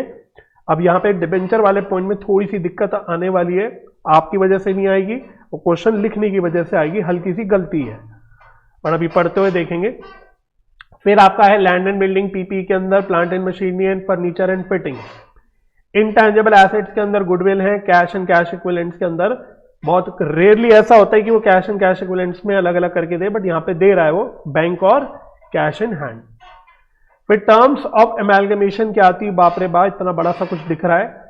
ए में कह रहा है सबसे पहले, ए पॉइंट के अंदर फर्स्ट पॉइंट है assumption of liabilities of both the companies. क्या मतलब है इसका, इस अंग्रेजी का मतलब क्या है, assumption of liabilities of both the companies, मतलब क्या है कि सारी ही लाइबिलिटीज टेक ओवर होंगी, एल की भी और के की भी। अजम्पशन ऑफ लाइबिलिटीज का मतलब क्या है, यहां पे वो अजम्पशन नहीं है जो हम अजम्पशन अज्यूम करने वाला अजम्पशन बोलते हैं, यहां पे अजम्पशन मींस कि हमने टेक ओवर कर दिए लाइबिलिटीज। समझ में आ गया पॉइंट। अच्छा, सेकंड कहता है issue of 5 preference shares of 20 each in LK Limited at 18 rupees paid up at a premium of 4 rupees per share for each preference shares held in both the companies। तो ये पहला PC का part है, कह रहे हैं कि जो प्रेफरेंस शेयर्स हैं उनको हम कैसे सेटल करेंगे, हम अपने प्रेफरेंस शेयर्स देंगे। स्वैप रेशियो बताओ कितनी है, समझ में आया आपको। स्वैप रेशियो कह रहे हैं 5 प्रेफरेंस शेयर्स इशू करेंगे फॉर ईच प्रेफरेंस शेयर, मतलब 5:1। दोनों कंपनी के लिए सेम ही स्वैप रेशियो है। और आगे और क्या लिखा है, प्रेफरेंस शेयर्स कितने रुपए के हैं, 20 रुपीज के हैं, फेस वैल्यू है 20 रुपीज। समझ में आपको, 20 रुपए क्या है भाई, हमारी आदत हो जाती है फेस वैल्यू तो 10 रुपए या 100 रुपए देखने की, बट ऐसा जरूरी नहीं होता। प्रैक्टिकली मैं बताऊं, प्रैक्टिकली जो बड़ी कंपनीज के फेस वैल्यू होती है वो 1 रुपए, 2 रुपए, 5 रुपए टाइप होती है, समझ रहा है। बट ठीक है, ये कितनी फेस वैल्यू है, 20 रुपए की है। लेकिन बात आगे खत्म नहीं हुई, ये 20 रुपए के शेयर जो हम इशू कर रहे हैं वो कितने रुपए पेड अप मान रहे हैं, 18 रुपए। तो 20 में से हम तो कितने रुपए पेड अप मानेंगे, 18 रुपीज। तो जो आपकी इशू प्राइस एक तरह से वो कितनी रुपए की मानी जाएगी, 18 की। तो सर ये तो डिस्काउंट पे इशू हो गया, ये तो शेयर डिस्काउंट पे इशू हो गया, दिख रहा है क्या आपको, 20 रुपए की फेस वैल्यू है, इशू 18 रुपए पे कर रहे हैं, तो सर डिस्काउंट पे इशू हो गया। क्या सही बोल रहा हूं मैं, नहीं ये डिस्काउंट नहीं है। हाँ नहीं, बच्चा यही कहता है अरे सर डिस्काउंट, हमने तो बचपन से सीखा है कि डिस्काउंट पे तो इशू हो ही नहीं सकते शेयर। एग्जैक्ट, बहुत बढ़िया। पेड अप बोल रहा है वो, पेड अप का मतलब क्या है कि 20 रुपए का शेयर हम 18 रुपए पेड अप मान रहे हैं। It means what, it means 2 रुपए तो क्या है, 2 रुपए हम लोग फाइनल कॉल के बाद में कभी मंगवा सकते हैं, अभी नहीं मंगवा रहे। 2 रुपए हम बाद में फाइनल कॉल के मंगवा चुक सकते हैं। लेकिन अभी बात यहां तक भी समाप्त नहीं हुई, कॉम्प्लिकेशन यहां तक भी खत्म नहीं हुआ, अभी तो आगे भी काम है। एट प्रीमियम ऑफ 4 रुपीज, तो ये जो 18 रुपए की फेस वैल्यू का पेड अप शेयर है, ये हम प्रीमियम ऑफ 4 रुपीज पे इशू कर रहे हैं। तो अब बताओ इशू प्राइस कितनी हो गई कुल मिला के, अब मैं बड़ा सा बादल बना रहा हूं, 22 रुपीज। पूरी कहानी समझ में आई भाई, बता दो, रिपीट करना है तो रिपीट कर लूंगा, बाद में नहीं कंफ्यूजन आनी चाहिए। तो 24 तो आपने एक्चुअल इसके हिसाब से देख लिया। अभी इशू कितने पे हो रहा है या पेड अप कितने मान रहे हैं, 18 रुपए पेड अप मान रहे हैं। वही बात है ना, अगर आप 24 रुपए ले लोगे तो इसका मतलब फिर ये पॉइंट पे दिया ना कि जो मैं कह रहा हूं 2 रुपए का फाइनल कॉल पे देंगे क्या शेयर होल्डर? वो कहेंगे भाई हमने तो 24 रुपए दे दिए, 20 + 4 दे दिए। पॉइंट है कि 2 रुपए अभी फाइनल कॉल मंगवा सकते हैं हम लोग इनसे, तो इसलिए 18 रुपए का फेस वैल्यू का पेड अप है, लेकिन वो 18 रुपए के शेयर भी हम 4 रुपए के प्रीमियम पे इशू कर रहे हैं। तो अल्टीमेटली इशू प्राइस कितनी आ रही है? 22 रुपए आ रही है। 2 रुपए का फाइनल कॉल मंगवा सकते हैं, हालांकि आपको नहीं करना होगा, वो तो बस अपनी अंडरस्टैंडिंग के लिए बता रहा हूं। पॉइंट समझ में आ गया? स्वैप रेशियो क्लियर, उस हिसाब से नंबर ऑफ शेयर्स निकल आएंगे। Issue price clear, issue price में ब्रेकअप क्लियर हो गया कि फेस वैल्यू का कितना, पेड अप कितना और प्रीमियम कितना। अच्छा, ऐसी थर्ड पॉइंट पे चलो। Issue 6 equity shares of 20। मजे की बात है, इक्विटी शेयर्स भी 20 रुपए के हैं। सेम टू सेम चीज लिखी है, 18 रुपए paid up at a premium of 4 रुपए for each equity share held in both the companies. That's it. पहले अभी यहीं तक पढ़ो, पहले यहीं तक पढ़ो। तो डिट्टो सेम चीज है, डिट्टो सेम चीज, वही चीज। स्वैप रेशियो कितनी दे रखी है? 6:1। और बाकी ये डिट्टो सेम वही है, 20 रुपए का शेयर है, 18 रुपए पेड अप है, 4 रुपए का प्रीमियम है। इशू प्राइस कितने का हो गया? 22 रुपए का। तो ये तो पॉइंट क्लियर हो गया।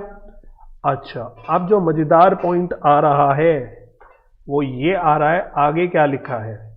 इन addition necessary cash should be paid to equity share holders of both the companies as is required to adjust the rights of shareholders of both the companies in accordance with intrinsic value of the shares of both the companies। मतलब क्या है? सीधी बात है, equity share holders को हमें payment in कैसे करनी है? अपनी कंपनी के इक्विटी शेयर्स तो देने ही देने हैं, प्लस कैश भी देना है। कितना देना है नहीं पता, बट वो ये कह रहा है कि भाई ये कुल मिला के जो हम पैसा देंगे इनको, इक्विटी शेयर्स और कैश मिला के जो हमको टोटल देना है, वो उनकी इंट्रिंसिक वैल्यू के हिसाब से देना है। तो सर इंट्रिंसिक वैल्यू तो दी नहीं, इंट्रिंसिक वैल्यू तो दी नहीं, इंट्रिंसिक वैल्यू की आपको जरूरत भी नहीं पड़ेगी। ठीक है, तो इसमें मैं आपको कुछ इंटरेस्टिंग चीज सिखाने वाला हूं, अभी नहीं सिखा रहा, मैं बड़ी इंटरेस्टिंग चीज आपको सिखाऊंगा बट बाद में। ठीक है, बट अभी सिंपल क्या पॉइंट ध्यान रखना है कि इक्विटी शेयर होल्डर्स को पीसी जो देंगे उनको शेयर्स तो दे ही दे रहे हैं, साथ में कैश भी दे रहे हैं। अब पॉइंट ये कि कितना कैश दे रहे हैं ये हमें निकालना पड़ेगा। क्वेश्चन ने नहीं बताया तो वी हैव टू कैलकुलेट कि कितना कैश इनको देना है, इतनी बात है बस। क्लियर? अच्छा, अब आगे पढ़ो। इस पॉइंट में दिक्कत है, बड़ी छोटी सी माइन्यूट दिक्कत है, जिसकी वजह से पॉइंट थोड़ा सा कंफ्यूजिंग हो सकता है। मैं पढ़ रहा हूं पहले क्या बोल रहा है। वो कह रहा है issue of such amount of fully paid 6% debentures in LK limited as is sufficient to discharge the 5% debentures in K limited at a discount of 5% after take over. क्या बोल गया बताओ? याद है आपको 5% डिबेंचर्स थे, जरा किसके थे एक बार ध्यान से यहां पे वापस आ जाओ। तो अगर आपको याद हो के लिमिटेड के 5% डिबेंचर्स थे, तो वो कह रहा है इनको सेटल करना है। इनको कैसे सेटल करना है? इनको हमें अपनी कंपनी के 6% डिबेंचर्स देने हैं। ये पॉइंट तो एकदम क्लियर हो गया। अब ये जो उसने बोला एट अ डिस्काउंट ऑफ 5%, अब यहां पे आपको ये नहीं समझ आएगा कि ये जो डिस्काउंट बोला है ये क्या इशू प्राइस में डिस्काउंट है या जो हम एक्चुअल सेटलमेंट कर रहे हैं उसमें डिस्काउंट है? आपको याद है, दोनों अलग चीज होती है। एक होता है कि मैं 100 रुपए की फेस वैल्यू की चीज 10 रुपए के डिस्काउंट पे इशू कर रहा हूं। एक होती है कि भाई जितना अमाउंट मुझे पे करना है उनको मैं डिस्काउंट पे कर रहा हूं। तो ये क्लियर नहीं है इस क्वेश्चन पे। क्यों क्लियर नहीं है? क्योंकि वो एक कॉमा लगाना भूल गए। तो आईसीआई के आंसर के हिसाब से मैं बताता हूं कि यहां पे कॉमा इन्हें कहां लगाना चाहिए था। एक तो के लिमिटेड के आगे कॉमा लगाना चाहिए था और एक एल के लिमिटेड वाली लाइन के आगे कॉमा लगाना चाहिए था। बेसिकली कॉमा लगाने से क्या हुआ समझ में आया आपको? कॉमा लगाने से ये हुआ कि भाई इसे ये समझ में आ गया कि वो जो बताना चाह रहा है वो ये बताना चाह रहा है कि इशू प्राइस में डिस्काउंट है। पॉइंट क्या है? पॉइंट ये है कि भाई डिबेंचर्स कितने रुपए के हैं? ये रहे 2 लाख रुपए के हैं। तो हम 2 लाख रुपए के डिबेंचर्स को 2 लाख रुपए ही दे रहे हैं, लेकिन इनको जब हम डिबेंचर्स इशू करके दे रहे हैं वो किस पे दे रहे हैं? डिस्काउंट पे इशू करके दे रहे हैं। तो इसका इफेक्ट कहां पे आएगा? नंबर ऑफ डिबेंचर्स कैलकुलेट करने में आएगा। समझ आ रहा है? डिफरेंस क्लियर हो रहा है? अगर वो कहता कि भाई 2 लाख रुपए डिस्काउंट पे सेटल करना है तो क्या मतलब होता? आपको 2 लाख रुपए में से डिस्काउंट माइनस करना पड़ता। लेकिन वो ये नहीं कह रहा। वो क्या कहना चाह रहा है आपको कि ये जो डिबेंचर्स इशू हो रहे हैं वो डिस्काउंट पे इशू हो रहे हैं। समझ में आ गया? पॉइंट क्लियर हो गया? तो मतलब ये कि 2 लाख रुपए को हम 2 लाख ही पे कर रहे हैं, लेकिन जो हम नए अपने डिबेंचर्स इशू करके दे रहे हैं वो डिस्काउंट पे दे रहे हैं। क्या डिबेंचर्स डिस्काउंट पे इशू हो सकते हैं? हो सकते हैं, नहीं हो सकते? बिल्कुल हो। हाँ, डिबेंचर होते हैं, बिल्कुल। आपने 12वीं में भी सीखा है, हमेशा सीखा है, डिस्काउंट पे इशू हो सकते हैं। तो डिबेंचर्स में there is no problem, discount पे इशू हो सकते हैं। क्लियर हो गया? यहां तक क्लियर है सारी लाइनें? चलो आगे। अच्छा, अब बी पार्ट पे आ जाओ। 1, the assets and liabilities are to be taken at book values, inventory and trade receivable for which provision at 2% and 2.5% या 2.5% respectively to be raised before considering inter company adjustment. इतनी बड़ी कथा का क्या मतलब हो गया? इतनी बड़ी लाइन लिख दी उसने। मतलब सिंपल ये बोला है कि सारी एसेट्स और लाइबिलिटीज को भी किस पे लेना है? बुक वैल्यू पे लेना है। इससे हमें और ये भी हिंट दोबारा से हो गया कि इट मींस कि ये डिबेंचर्स भी बुक वैल्यू पे ही लेने हैं। यहां भी थोड़ा सा हिंट मिल जाना चाहिए हमको कि जब वो कह रहे हैं साफ साफ कि सारी एसेट्स और लाइबिलिटीज बुक वैल्यू पे लेनी है, तो इसका मतलब ये भी लाइबिलिटीज में ये भी तो आ गए 5% डिबेंचर्स, तो ये भी हमें बुक वैल्यू पे लेना है। लेकिन एक्सेप्ट 2 चीजों में हमें वैल्यू को कम करना है या कुछ प्रोविजन बनाना है। किन किन चीजों पे? एक तो इन्वेंट्री पे और एक ट्रेड रिसीवेबल पे। इन्वेंट्री पे कितना प्रोविजन बनाना है? 2%। और इस पे क्या कहते हैं, ट्रेड रिसीवेबल पे 2.5%। ठीक है ना? अच्छा, trade receivables of K limited include ₹20,000 due from L limited. ये क्या है? ये इंटरहोइंग है। क्या है ये? This is interowing. तो क्या वैसे समझ में क्या आ गया? ये तो चलो क्लियर हो गया, इंटरहोइंग है। बट वो क्या कह रहा है? के लिमिटेड के ट्रेड रिसीवेबल्स में, हाँ, 20,000 ओ करती है, ये आपस में एक दूसरे को ओ करते हैं। बट देखते हैं अभी इस पॉइंट का कोई यूज भी है कि नहीं है। सी कह रहा है एल के लिमिटेड, मतलब जो बेसिकली ट्रांसफरी कंपनी है, is to issue 15,000 new equity shares of 20 rupees each. फिर वही चीज 18 रुपए paid up at a premium of 4 रुपए पर share as is to have sufficient working capital. क्या है ये? कुछ नहीं है। वो कह रहा है अमेलगमेशन वगैरह होने के बाद एल के लिमिटेड कुछ और शेयर्स अपने इशू करेगी नॉर्मली कैश में। जैसे बचपन से 12th क्लास से आप शेयर्स इशू कराते आ रहे हो कैश में नॉर्मली, तो वो कह रहे हैं कि सब कंप्लीट होने के बाद एल के लिमिटेड और शेयर्स 15,000 इशू करेगी। ठीक है? आपको क्या करना है? आपको प्रिपेयर करने हैं ledger accounts in the books of K limited and L limited to close their books. मतलब आपको सिंपली ट्रांसफरर कंपनी की क्या करनी है? बुक्स क्लोज करनी है, दोनों की। तो 2-3 बातें बताता हूं। पहली बात मैंने आपको बोली थी मैं 50% क्वेश्चन कराऊंगा। इसका मतलब क्या है? हाँ, एक ही बुक में कराऊंगा कि एक ही कराऊंगा, किसी भी एक ही करा दूंगा ना, दूसरी आप ऑटोमेटिकली कर लोगे, बिल्कुल सेम वे में चलेगा काम। ठीक है? तो मैं के की करा दूंगा तो एल के आप होमवर्क में कर लोगे। दूसरी बात, क्या ट्रांसफरी कंपनी यानी एल के की बुक्स में उसने कुछ भी मांगा है? जर्नल करो, बैलेंस शीट बनाओ, कुछ भी करो? नहीं।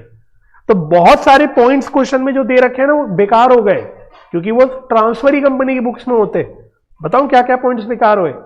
एक तो यही पॉइंट बेकार हो गया, भाई एल के लिमिटेड नए शेयर्स इशू करेगी, इसकी अकाउंटिंग कौन करेगा? क्या एल करेगी अकाउंटिंग? नहीं। क्या के करेगी अकाउंटिंग? नहीं। कौन करेगा? एल के। बट एल के बुक्स में एंट्री नहीं मांगी, तो इस पॉइंट का कोई यूज है? नहीं। इसी तरह से जो इंटरव्यूइंग पॉइंट था, इंटरव्यूइंग के एडजस्टमेंट आप किसकी बुक्स में करते हो? ट्रांसफरी की कंपनी के। एल के बुक्स में करनी चाहिए। क्या करने की जरूरत है आपको? नहीं। ट्रांसफर कंपनी थोड़ी ना अपनी बुक्स में कोई एडजस्टमेंट करती है। तो ये पॉइंट भी बेकार हो गया। और एक पॉइंट और बेकार हुआ, वो ये वाला कि ये जो डिस्काउंट पे इशू होगा 5%, ये पॉइंट भी बेकार हो गया कि 5% डिबेंचर्स को 6% डिबेंचर से सेटल करेंगे, जैसे भी करेंगे पूरा बेकार हो गया। क्यों? क्योंकि ये भी कौन एडजस्ट करता है, इसकी भी अकाउंटिंग कौन करेगा? हमें क्या करना है? हमारे लिए तो इतनी मतलब की बात है कि भाई लाइबिलिटीज टेक ओवर हो गई, बस लाइबिलिटीज टेक ओवर हो गई, काम खत्म। हमारे लिए तो इतनी काम की चीज है। समझ में आ गया? तो ये सारे पॉइंट्स इररेलेवेंट हो गए, बस फिर तो बचा ही कुछ नहीं। तो बताऊं मैं आपको, इस क्वेश्चन में एक ही मेन चीज है, वो है पीसी की कैलकुलेशन। इसके अलावा क्वेश्चन में कोई भी दिक्कत नहीं है। पीसी अगर मैं निकाल के दे दूं आपको, ये भी बता दूं कि पीसी कैसे कैसे कितनी कितनी सेटल हो रही है, किसको क्या देना है, फिर आगे का काम खुद कर सकते हो। चलो रेडी हो? चलो, तो वही बात है, पीसी निकालते हैं। एक काम करेंगे, पीसी एक की बुक्स में मैं निकलवाऊंगा, दूसरी की बुक्स में आप निकालोगे अपने आप। पीसी अभी निकाल लेंगे दोनों कंपनीज का, ठीक है। चलो कैलकुलेशन ऑफ पीसी, ठीक है, तो करते रहना साथ साथ। मैं किसकी निकाल रहा हूं, के लिमिटेड, पूरा काम के लिमिटेड का करूंगा, फिर एल का आप लोग करोगे। तो payment to, payment in, workings and amount. चलो तो मैं आपकी सहायता लूंगा, अब उल्टा होने वाला है, मैं आपकी मदद नहीं करूंगा, आप मेरी मदद करोगे, ये सोच के करना है। थोड़ी देर के लिए सोचना, आप टीचर हो, मैं स्टूडेंट हूं, आप मुझे बताते रहना कि ऐसे ऐसे लेना है सर, तो मैं आपको फॉलो करने वाला हूं, ठीक है, ऐसे ही करना है। चलो तो पहले बताओ, के लिमिटेड की बात कर रहे हैं तो हम पहली पेमेंट किसकी बताई थी उसने, प्रेफरेंस की बताई थी। तो preference share holders of K limited, कैसे पेमेंट हो रही है इनको, क्या इशू करी जा रही है, प्रेफरेंस शेयर्स इशू करे जा रहे हैं of what, very good, of LK Limited. अब स्वैप रेशियो क्या दिया था, 5:1। तो अब एज अ टीचर मुझे ये बता दो कि मुझे कि किसका 5:1 निकालना है, मेरे को कितने शेयर्स का 5:1 करना है, किससे मल्टीप्लाई करूं इसको, वेरी गुड। तो के लिमिटेड के चेक करो प्रेफरेंस शेयर्स कितने हैं, मैं बार बार दिखाना नहीं चाह रहा, फिर हैंग होने लग जाएगा, बट आप अपने पास क्वेश्चन में देखो कितने हैं, 4 लाख रुपए है ना, 4 लाख रुपए, और 100 रुपए के तो नंबर ऑफ शेयर्स कितने होंगे, 4000। तो दैट मीन्स हम कितने शेयर्स इशू कर रहे हैं, कहीं ना कहीं 20,000। और क्वेश्चन पढ़ते वक्त इसका इशू प्राइस कर लिया था, पढ़ लिया था हमने 22। अच्छा एक चीज और इरेलीवेंट हो गई, इससे मुझे याद आ गया, ये 22 रुपीज में ब्रेकअप क्या है, 18 की फेस वैल्यू है, लेकिन क्या ये ब्रेकअप फिर से बताओ, क्या ट्रांसफरर कंपनी के लिए ब्रेकअप का कोई रेलिवेंस है, नहीं। अगेन ये ब्रेकअप किसके लिए रेलिवेंट है, एल के लिए। जब एल के अपने बुक्स में अकाउंटिंग करेगी तो शेयर कैपिटल में 18 रुपए डालेगी और 4 रुपए प्रीमियम में डालेगी, बट वो तो एल के करेगी ना, हम एल के बुक्स में करने ही नहीं वाले काम, तो ये भी काम बेकार हो गया। तो हमारे लिए तो इतना काफी है कि भाई इशू प्राइस 22 रुपए है, तो इसके हिसाब से बताओ कितना आ गया ये, 4,40,000, वेरी गुड। ऐसी नेक्स्ट पेमेंट बताओ किसको करनी है हमें, equity share holders of K limited. क्या इशू करके देना है इसके बदले, इक्विटी शेयर्स ऑफ या इन एल के लिमिटेड, ठीक है। पहले बस इसको सॉल्व करना, कैश वाला पॉइंट भी है बट उसको 2 मिनट छोड़ दो। तो वही बात है, स्वैप रेशियो तो 4 या कितना 6/1 दिया था, 6:1। तो 6/1 मल्टीप्लाइड बाय बताओ क्या करेंगे, कितने, 8,000। चेक करो भाई एल लिमिटेड के पास इक्विटी शेयर कैपिटल कितनी है, सभी बच्चे के पास, सॉरी नॉट एल के पास, हम के बुक्स में कर रहे हैं, 8 लाख है। देख लेना क्वेश्चन में, 8 लाख के शेयर कैपिटल है, इक्विटी शेयर कैपिटल 100 रुपए के हैं, तो नंबर ऑफ शेयर्स कितने होंगे, 8,000। तो कितने शेयर्स इशू करके दे रहे हैं हम लोग, 48।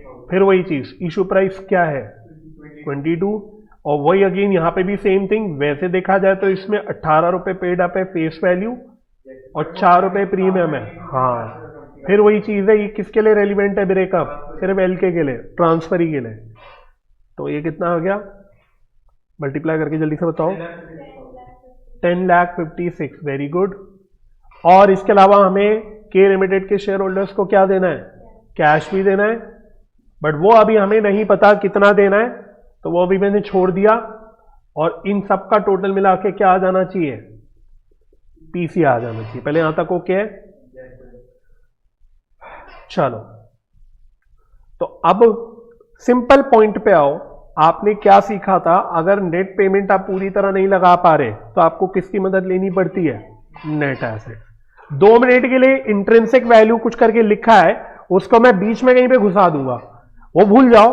आपको मैं सिंपल वही फंडा जो हमेशा से आप लगा रहे हो कि भाई ठीक है, अगर आप डायरेक्ट नहीं कर पा रहे, कंप्लीट इंफॉर्मेशन नहीं है इसकी, तो क्या करोगे, नेट एसेट्स निकालोगे। चलो तो हेडिंग डालना कैलकुलेशन ऑफ नेट एसेट्स। अभी हम वैसे के का ही कर रहे हैं, के का ही कर रहे हैं, एल का फिर आप कर लोगे, या क्या करें दोनों का एक साथ कर लें क्या? मुझे लग रहा है टाइम वेस्ट हो जाएगा दोनों का अलग अलग करने में। तो एक काम करो, दोनों का कर लो। Calculation of net assets of K and L, दोनों ही लिख लो, और लिख लो एंड इंट्रिंसिक वैल्यू। बस लिख लो, सोचो नहीं, बस लिख लो। ठीक है, चलो हेडिंग डालो ये, और फिर यहां लिखना पर्टिकुलर्स। एक के लिमिटेड है, एक एल लिमिटेड है, दोनों का साइड बाय साइड निकल आएगा ना, इजी रहेगा। चलो तो कैसे निकालते हैं नेट एसेट्स? सारे एसेट्स लेते हैं, याद है, टेकन ओवर किस वैल्यू पे? एग्रीड वैल्यू पे। एग्रीड वैल्यू पे, अगर एग्रीड वैल्यू कोई नहीं है तो बुक वैल्यू पे। चलो फटाफट से दोनों का साथ साथ देखते रहना। एसेट्स देखो सिर्फ कितने कितने क्या क्या एसेट्स हैं। छोड़ दो, पीपी एक साथ ले लो, एक साथ ले लो। अभी पीपी देख लो कितना है टोटल मिला के का पीपी कितना है, अलग अलग ले लोगे कोई दिक्कत नहीं है, बट क्यों लेना, जरूरत नहीं पड़ेगी। हमें तो नेट एसेट निकालना है फिलहाल। 11,30,000, यस। एल के कितने? Very good, 8,20,000। क्या इनकी वैल्यूज में कोई चेंज हुआ था? नहीं हुआ था। दो ही चीजों की वैल्यूज में चेंज हुआ है, इन्वेंट्री की और ट्रेड रिसीवेबल की, बस वो याद रखना है। और एसेट पढ़ो, इंटेंजिबल एसेट्स। इसमें बेसिकली आई थिंक एक ही एसेट है, दैट इज गुडविल। कितनी है? 80,000। दूसरी की है ही नहीं, लो खत्म। और अगला बताओ, इन्वेंट्रीज था अगला, आईटीसी पे आ गए शायद से हम लोग। अब इन्वेंट्रीज में उसने क्या बोला था, कितनी वैल्यू पे लेके जा रहे हैं हम लोग? 2% लेस पे लेके जा रहे हैं। तो बस कुछ नहीं करना, कैलसी पे 2% माइनस कर देना। तो जो वैल्यू गिवन है के की और एल की, दोनों की इन्वेंट्रीज की, उसमें से 2% माइनस कर दो। 2,20,500 के में, ऐसे एल का करो, इन्वेंट्री की वैल्यू लिखो, उसमें से 2% माइनस कर दो। 137,200। ठीक है जी, ये भी डन हो गया। ट्रेड रिसीवेबल्स, इसके अगेंस्ट हमें प्रोविजन बनाना है शायद डाउटफुल डेट का। डाउटफुल डेट बोला था क्या उसने? ये वर्ड यूज किया था उसने? प्रोविजन बोला था। वैसे तो प्रोविजन है तो डाउटफुल डेट ही होगा, तो चलो अलग बना लेंगे इसको। तो ट्रेड रिसीवेबल्स तो ऐसे ही ले लो, कितने कितने? 275, 175। और बोलो, कैश एंड कैश इक्विवेलेंट्स। साफ साफ बोला था ना, ऑल एसेट्स ही टेक ओवर हो रहे हैं एट बुक वैल्यू। दो की वैल्यूज चेंज हो रही हैं बस। 161,375 और 72175। चलो तो इतना कर लो, और इतने में आपका टोटल एसेट्स आ जाएगा। टोटल एसेट्स जो टेकन ओवर है, इनको सबको जोड़ दो कैलसी पे फटाफट। 1860 तो आ ही नहीं सकता, 375 करके है ना।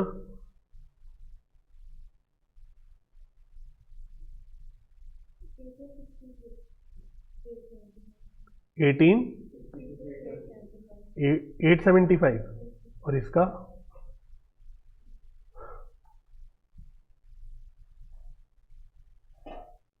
समथिंग 375 आएगा।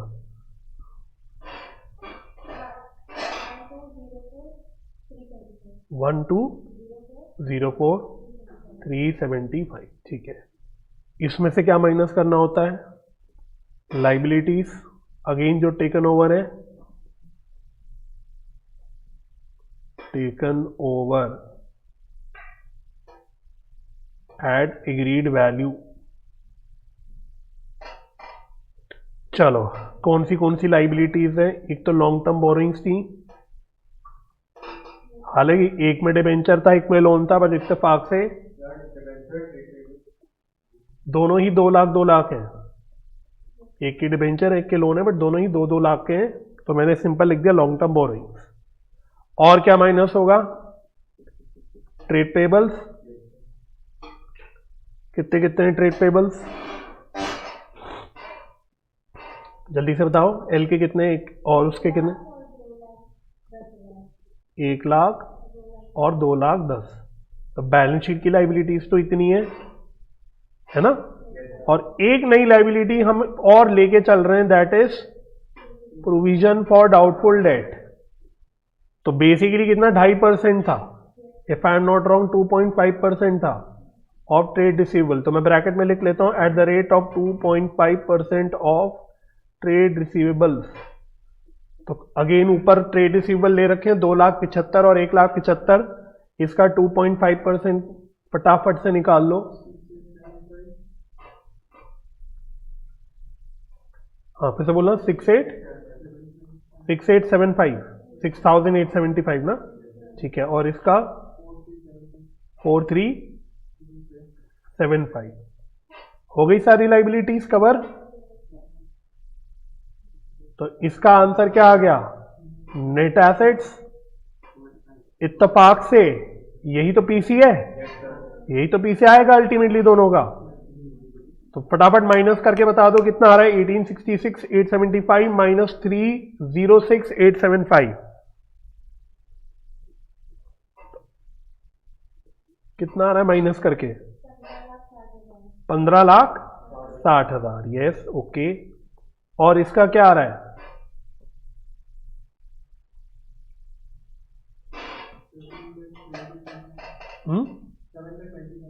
7,20,000।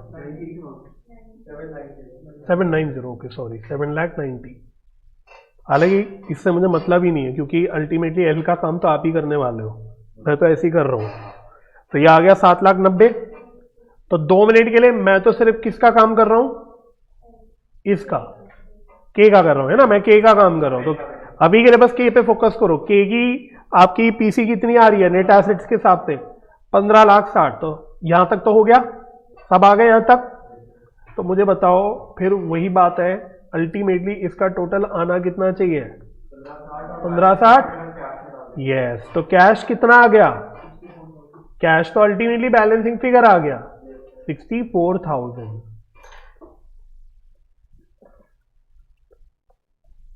64,000 सही है।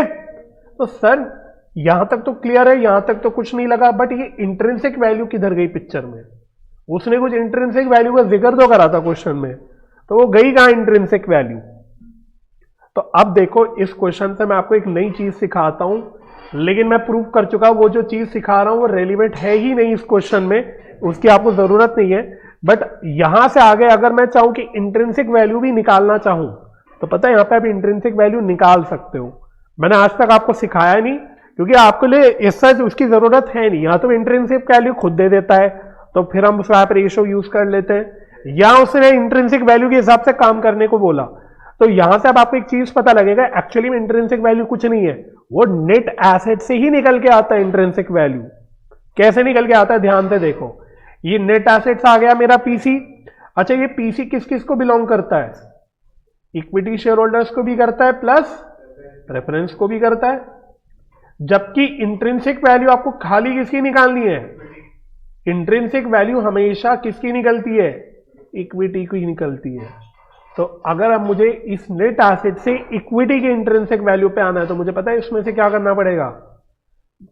अब देखो मैं नई चीज कर रहा हूं जो एग्जाम के लिए बिल्कुल भी रेलिवेंट नहीं है। आप आंसर में भी देखोगे उन्होंने कर भी नहीं रखा होगा, निकाला भी नहीं होगा, बट मैं आपको देखो यहां से इंट्रिंसिक वैल्यू पे लेके आ रहा हूं।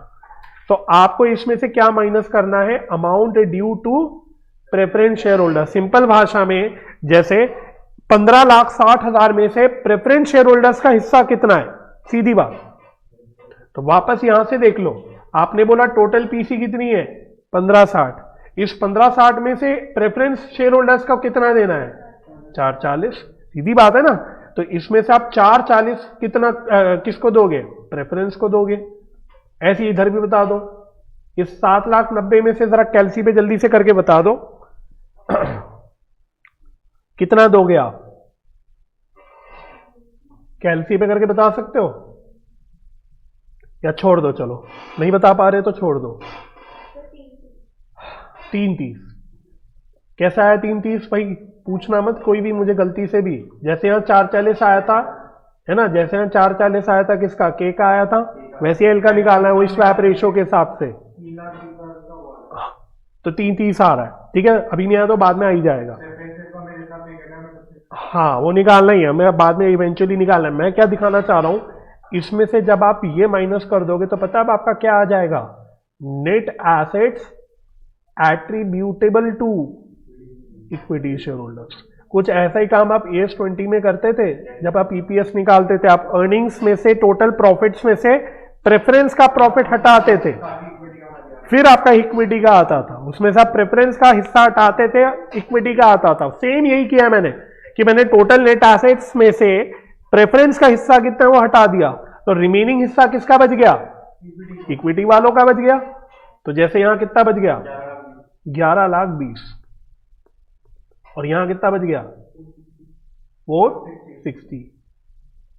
ठीक है, अब मुझे क्या निकालना है, जबरदस्ती निकाल रहा हूं बट क्या निकालना है, इंट्रिंसिक वैल्यू। इंट्रिंसिक वैल्यू आती है आपकी पर शेयर। अभी एग्जैक्टली क्या करोगे, divided by number of equity shares, दोनों के अपने अपने नंबर ऑफ इक्विटी शेयर्स, दोनों को डिवाइड कर दोगे उनके अपने नंबर ऑफ इक्विटी शेयर्स से। तो ऊपर ही से देख लेना, इसका तो मुझे याद है 8,000 था जिसके ऊपर आपने स्वैप रेशियो लगाया था, है ना, और इसका कितना है 3,000 नंबर ऑफ इक्विटी शेयर्स। तो कुछ नहीं है, इसी को बस देखो यहीं से आपका इंट्रिंसिक वैल्यू आ जाता है। ये कितना आ रहा है, 153.33 आ रहा है, और इसका 140 आ रहा है। दिस इज इंट्रिंसिक वैल्यू पर शेयर। हालांकि मजे की बात है आपको इसकी जरूरत नहीं हुई, या तो क्वेश्चन में डायरेक्टली ये निकाल के देता तो बात इजी हो जाती। एग्जैक्टली तो आपको जरूरत नहीं है इसकी, बट ये मैंने आपकी जानकारी के लिए दिखा दिया कि अल्टीमेटली इंट्रिंसिक वैल्यू आ कैसे रहा है। नेट एसेट्स जो इक्विटी शेयर होल्डर्स के हैं कैसे निकले, हमने बोला प्रेफरेंस वालों का हिस्सा हटा दो, उसको किससे डिवाइड करा, नंबर ऑफ इक्विटी शेयर से डिवाइड करा, तो ऑटोमेटिकली आपका इंट्रिंसिक वैल्यू निकल के आ गया।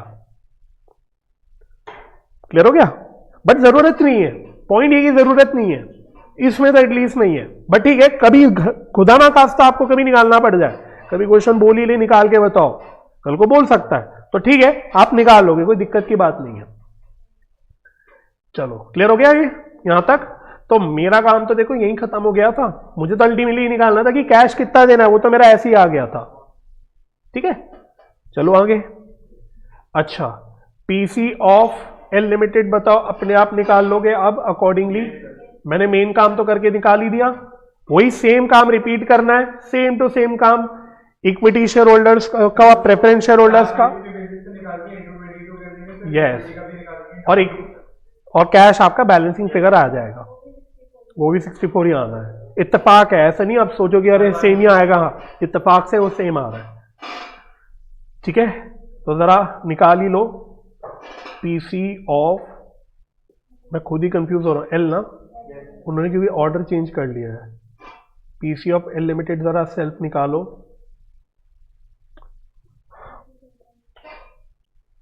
तो जैसे आपने प्रेफरेंस शेयर होल्डर्स का हिस्सा खुद ही बता दिया था, 330 बताया था ऊपर, है ना। इक्विटी शेयर होल्डर्स का निकालना पड़ेगा, तो 3,000 मल्टीप्लाइड बाय 6/1 है इंटू 22, सिंपल 396। ये शेयर्स में और इनको कैश भी देना है, जो हमारा बैलेंसिंग फिगर आएगा, और इन तीनों का टोटल मिला के कितना आना चाहिए, ये जो आपने निकाला था अल्टीमेटली यहां तक फोकस करना, ये वाले अमाउंट पे टोटल मिला के पीसी 790 आनी चाहिए। तो आपका कैश बैलेंसिंग फिगर में इत्तेफाक से 64 ही बचेगा। तो वो तो नेट एसेट निकालते फाइनल को निकाली नहीं, तो आपको हर बार देखना ही पड़ेगा। हाँ निकालना ही पड़ेगा। तो अगर आपको याद हो, आप ये काम पहले भी कर चुके हो, मैंने स्टार्टिंग में जो आपको क्वेश्चंस कराए थे पीसी के, उसमें भी एक ऐसा क्वेश्चन कराया था जहां उसने बोला था कि कैश भी देना है, नेसेसरी कैश कितना देना है नहीं बताया था, तो फिर हमने नेट एसेट निकाल के उसका ऐसा बैलेंसिंग फिगर निकाला था। सेम ही तो काम करा है, वही तो डिट्टो सेम काम करा है आपने। चलो डन हो गया यहां तक, ओके। तो अब के लिमिटेड की बुक्स में काम कर सकते हो।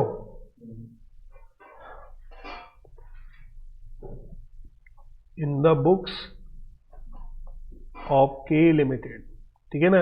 एल लिमिटेड का काम अपने आप, क्या मांगा था उसने के लिमिटेड के में, सारे अकाउंट्स मांगे थे, एंट्रीज नहीं मांगी थी। तो बना लेते हैं, क्या क्या अकाउंट खोलेंगे देख लेते हैं। एक रियलाइजेशन अकाउंट बनेगा, एक रियलाइजेशन अकाउंट बनेगा, एक इक्विटी शेयर होल्डर्स अकाउंट बनेगा, बनाते चलो।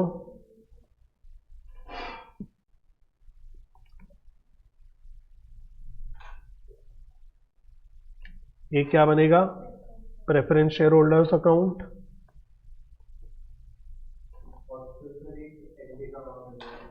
एक एलके लिमिटेड का अकाउंट बनेगा,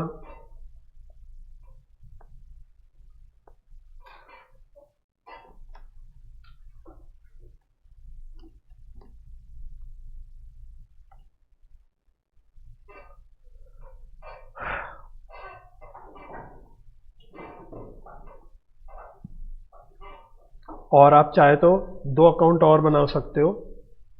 एक तो equity share holder, sorry equity share holders बोल गया, sorry equity share capital, equity share capital in LK Limited, क्योंकि जो पीसी सेटल हो रही है वो कैसे कैसे हो रही है, एक तो इक्विटी शेयर कैपिटल आ रहा है और दूसरा आपका प्रेफरेंस शेयर्स आ रहा है। तो प्रेफरेंस शेयर्स, बल्कि इक्विटी शेयर कैपिटल नहीं बोलना चाहिए, कैपिटल वर्ड गलत हो गया टेक्निकली, कैपिटल हमारे लिए थोड़ी ना है, हाँ खाली इक्विटी शेयर्स होना चाहिए, आदतन लिख दिया। ऐसी प्रेफरेंस शेयर्स इन, हाँ एलके लिमिटेड अकाउंट।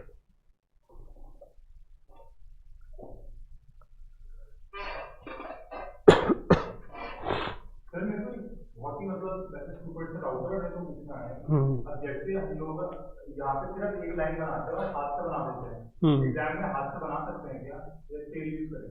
देखो अगर मेरी तरह ड्राइंग आपकी खराब है, सीधी लाइन नहीं खींच पाते, तो स्केल कर लो, तो स्केल यूज कर लो, क्योंकि टेढ़ी मेढ़ी लाइन से गंदा दिखने लगता है आपका पेपर, पॉइंट ये है, ठीक है ना। तो वो आपका पर्सन टू पर्सन डिपेंड करेगा। कुछ लोगों की ड्राइंग स्किल्स, आर्ट स्किल्स अच्छी होती है, वो सीधी लाइन फ्री फ्लो में खींच लेते हैं, तो उनको जरूरत नहीं, बट आपकी नहीं खींचती, तो मेरी नहीं खींचती, तो मैं भी आपके टाइम पे स्केल यूज करा करता था। अभी भी मैं कई बार यहाँ पे टूल्स ही यूज करता हूँ, वो अभी चल नहीं रहा है, आपको पता है हैंग कर रहा है, तो कभी वो चल रही है, देखो ना एक लाइन सीधी खींची है, ये वाली ऊपर वाली टेढ़ी खींची है, हाँ वो सिस्टम सही नहीं चल रहा, तो वो शॉर्टकट है खींचने का, वो चल नहीं रहा, कभी चल रहा है कभी नहीं चल रहा, तो अभी टेढ़ी मेढ़ी हो रही है।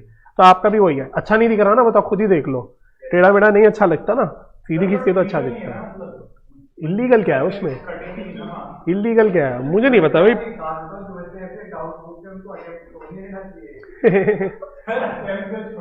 चलो आओ वापस आओ, पहले रियलाइजेशन अकाउंट बनाओ, आलतू फालतू बातें बाद में करेंगे, ये देखो इतनी देर में अटक गया। चलो रियलाइजेशन अकाउंट बनाना शुरू करो। सबसे पहले क्या करोगे, सारे एसेट्स ट्रांसफर करोगे।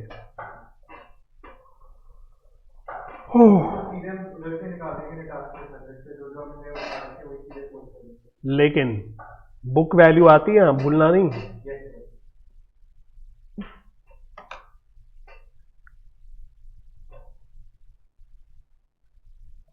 तो बेटर है कि बैलेंस शीट से खींचो, मतलब बैलेंस शीट से करो ट्रांसफर।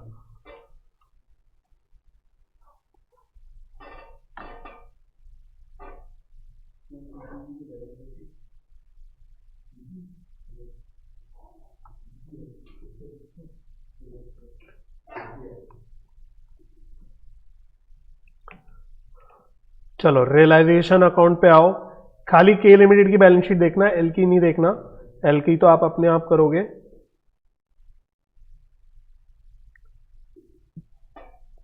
चलो तो one by one assets transfer करो। बुक वैल्यू पे क्या क्या एसेट्स हैं, सब बुक वैल्यू पे, यही तो पॉइंट है। ओल्ड कंपनी की बुक्स में तो हम किस पे लेते हैं, ट्रांसफर करते हैं, बुक वैल्यू पे, है ना, उसका तो कोई एक्सेप्शन था ही नहीं। तो क्या क्या एसेट्स थे, पीपीई था, चलो एक साथ ले लो, चलो पीपीई इसका था, के का गुडविल था, के का ठीक है। टू इंटेंजेबल एसेट मतलब गुडविल, तीनों थी, इन्वेंट्रीज थी, ट्रेड रिसीवेबल्स थे और कैश एंड कैश इक्विवेलेंट्स मतलब कैश या बैंक। पीपी में 11,30,000, 80 में 225, 275 कितना? तो सबको समझ में आ गया? कुछ नहीं करना, बैलेंस शीट में जो वैल्यू बुक वैल्यू है उसी पे लेना है, जो चेंज हो रही है उसका आपको कोई मतलब नहीं, ओल्ड कंपनी को, ट्रांसफरर कंपनी को मतलब। ऐसी लाइबिलिटीज में भी देख लो, एक तो वो थे आपके इसके डिबेंचर्स थे ना, एक तो डिबेंचर्स थे लाइबिलिटी में, और दूसरे क्या थे? Trade payables. और तो नहीं थे शायद कोई? क्या प्रोविजन फॉर डाउटफुल डेट लोगे? नहीं लेना, हमें नहीं लेना, वो एल के लेगी अपनी बुक्स में, हमें नहीं लेना, हमारे पास नहीं। एग्जैक्टली, हमें तो अपनी बैलेंस शीट खाली करनी है, तो बैलेंस शीट में जो चीजें जितने पे आ रही है वही खाली करनी है। सिंपल है रियलाइजेशन अकाउंट का फंडा। तो डिबेंचर्स 2 लाख के थे मे बी, और ट्रेड पेबल्स 1 लाख के थे, है ना? हाँ 1 लाख। तो बैलेंस शीट खाली हो गई। अच्छा पूछना ही भूल गया, कैश या बैंक ट्रांसफर तो करा, क्यों ट्रांसफर करा? बताया नहीं क्या है, मतलब आपने ऊपर नेट एसेट्स निकालने में टेक ओवर माना है ना उसको, आपने यही तो लिया है। अगेन वही चीज, आपने टेकन ओवर में कैश एंड कैश इक्विवेलेंट्स लिया है। It means what? ये टेक ओवर हो रहा है, तो इसलिए ये भी रियलाइजेशन में चला जाएगा। चलो अच्छा, नेक्स्ट क्या करोगे? पीसी ड्यू करोगे, तो क्या लिखोगे? By L K limited. बनाया क्या मैंने उसका अकाउंट? बनाया। तो पीसी कितना आया था इसका एल के का? 15,60,000। तो पीसी आ गया, और इसको एल के लिमिटेड में क्रॉस पोस्ट करेंगे डेबिट साइड पे to realisation account, to realisation account कितना? 15,60।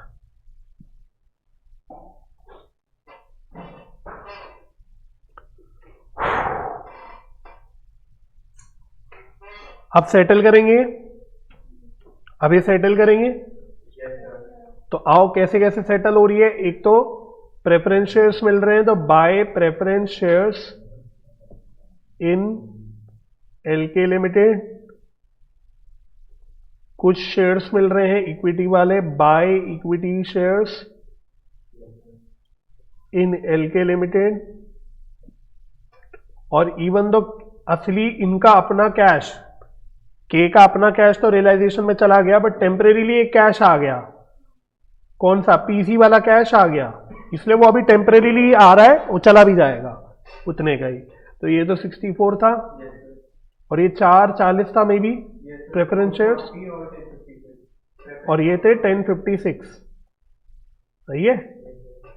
तो एक बात थोड़ा सा क्लियर कर लूंगा, नहीं तो बाद में डाउट आएगा। ये जो कैश या बैंक है, ये वो है जो पीसी वाला कैश या बैंक है, समझ रहे हो? ये कैश और बैंक और इस कैश और बैंक में फर्क है। ये तो कैश एंड बैंक के का था अपना, जो टेक ओवर हो रहा है, और ये वो कैश है जो पीसी के फॉर्म में मिल रहा है, आया जेब में और ये तुरंत अभी बढ़ जाएगा। इक्विटी शेयर वालों का पैसा आया 64,000, अब उनको देके खत्म कर देंगे, तो ये वो है, इसलिए इसको मैंने अलग से लिखा है। हाँ समझ में आ गया ना? कंफ्यूजन नहीं होना चाहिए बाद में कि सर ये कैश बैंक कहां से आ गया, इसका तो हम अकाउंट बना ही नहीं रहे, तो ये कहां से आ गया। क्लियर हो गया?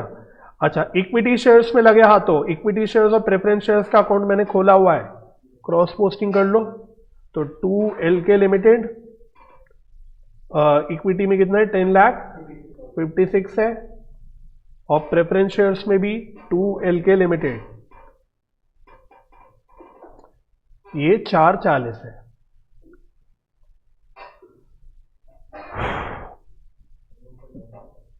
हो गया?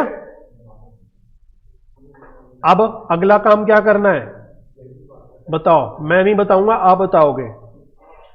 आप बताओगे क्या काम करना है। नेक्स्ट काम, रियलाइजेशन में ट्रांसफर हो गया, पीसी का ड्यू और सेटलमेंट हो गया। सेटलमेंट मतलब डिस्चार्ज हो गया अभी फिलहाल। अगला नेक्स्ट स्टेप में क्या काम करोगे आप मानो ये क्वेश्चन खुद सॉल्व कर रहे होगे, कहां आगे कैसे बढ़ोगे? सर हम बुक से आंसर देख लेंगे। तो कैसे करोगे बताओ? अगला काम क्या करना है? हाँ, याद आया आपको। रियलाइजेशन खत्म करने से पहले अगर प्रेफरेंस शेयर्स हैं, पहले इनको क्लोज करना है, फिर रियलाइजेशन क्लोज होगा। तो पहले प्रेफरेंस शेयर होल्डर्स में क्या क्या ट्रांसफर होगा? प्रेफरेंस शेयर कैपिटल ट्रांसफर होगा। प्रेफरेंस शेयर कैपिटल अकाउंट याद आ रहा है? एंट्री थी preference share capital account debit to preference share holders account, और उसमें जो बैलेंसिंग फिगर होता था वो रियलाइजेशन में जाता था। तो प्रेफरेंस शेयर कैपिटल कितने का है? मे बी 4 लाख का है। 4 लाख का है क्या? प्रेफरेंस शेयर कैपिटल 4 लाख का है। इनको हम दे कितना रहे हैं? 440 दे रहे हैं, ठीक है। तो अमाउंट ड्यू कितना है? मैंने 440 ही तो लिखना था, यहाँ पे नहीं, सही है। तो इनको हमें देना कितना है? 4,40,000 के शेयर्स देने हैं, preference shares in LK Limited. 440, तो 40,000 का कंपनी का एक लॉस हो गया। 4 लाख के बदले उन्हें 440 देने पड़ रहे हैं, तो वो लॉस किधर चला गया? रियलाइजेशन में।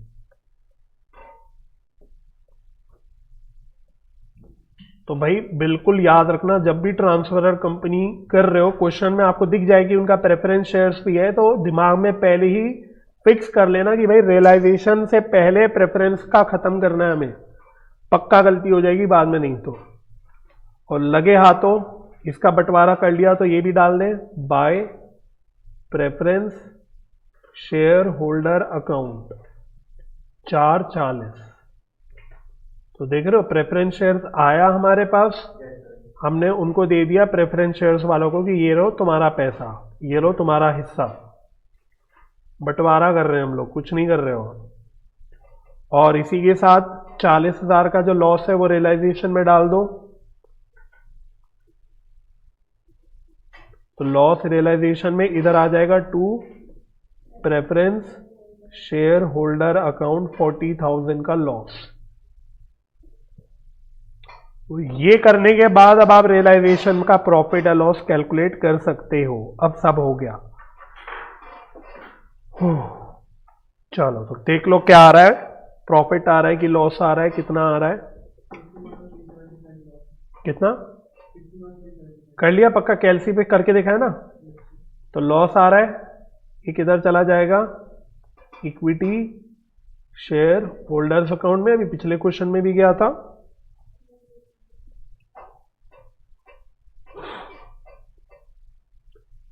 सही है, चलो आगे।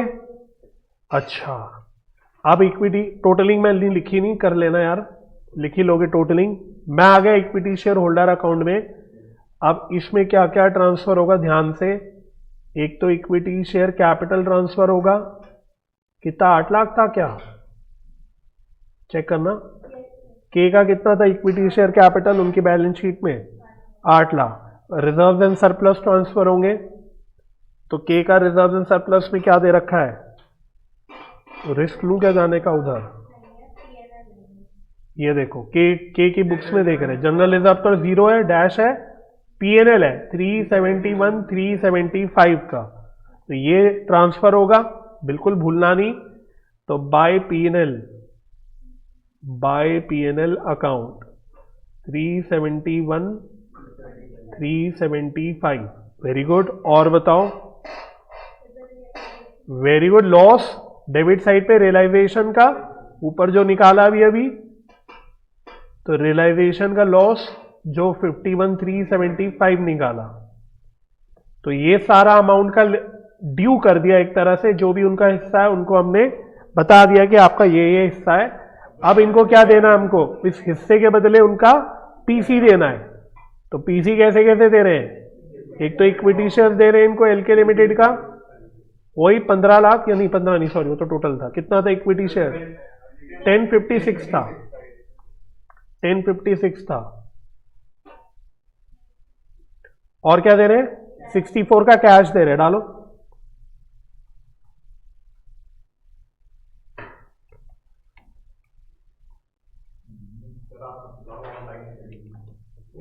इसलिए ज़्यादा उसको वो नहीं कर रहा था। मैच हो रहा है, बस काम खत्म हो गया एक्चुअली।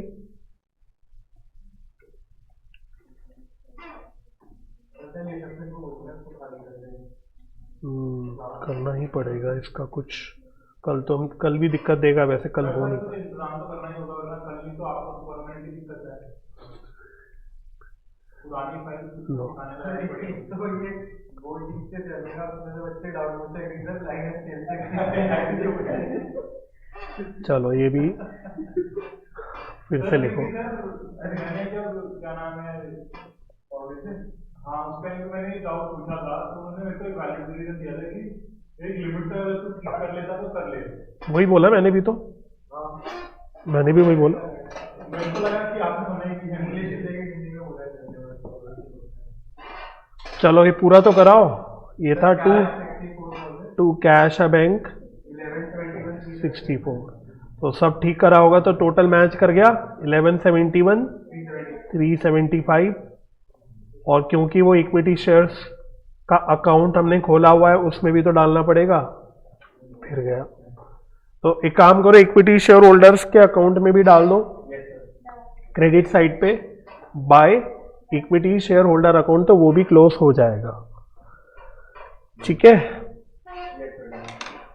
चलो जी। फिर एक क्वेश्चन रह गया जो मैं नहीं करा पाया इसकी वजह से, तो ये मैं वैसे पूरा कर लेता हूँ। By equity share holders account, कोई अकाउंट खुला तो नहीं रह गया भाई? गलती से ये मत करके आ जाना कि मजे मजे में खोल तो दिया अकाउंट बट उसे क्लोज करना भूल गए, फाल दोगे। हाँ, क्लोज करके पूरा दिखाना है, क्योंकि ट्रांसफरर कंपनी की बुक्स में मेन कॉन्सेप्ट ही यही है कि उसकी बुक्स क्लोज करके दिखानी होती है। क्वेश्चन मांगता भी यही है, क्वेश्चन कई बार लैंग्वेज में लिखता भी यही है, शो लेजर अकाउंट्स या prepare ledger accounts whatever to close the account, ऐसे करके बोलता है। जनरल एंट्रीज पास करो to close the accounts, close the books. Language भी कई बार क्वेश्चन ही लिखता है, क्योंकि मेन कॉन्सेप्ट ही वही है। ठीक है जी। तो वैसे एक क्वेश्चन और मुझे कराना है, वो आज कराना था, नहीं करा पाया, तो वो मैं कल की क्लास में करा लूंगा। ठीक है, चलो तो फिलहाल छुट्टी।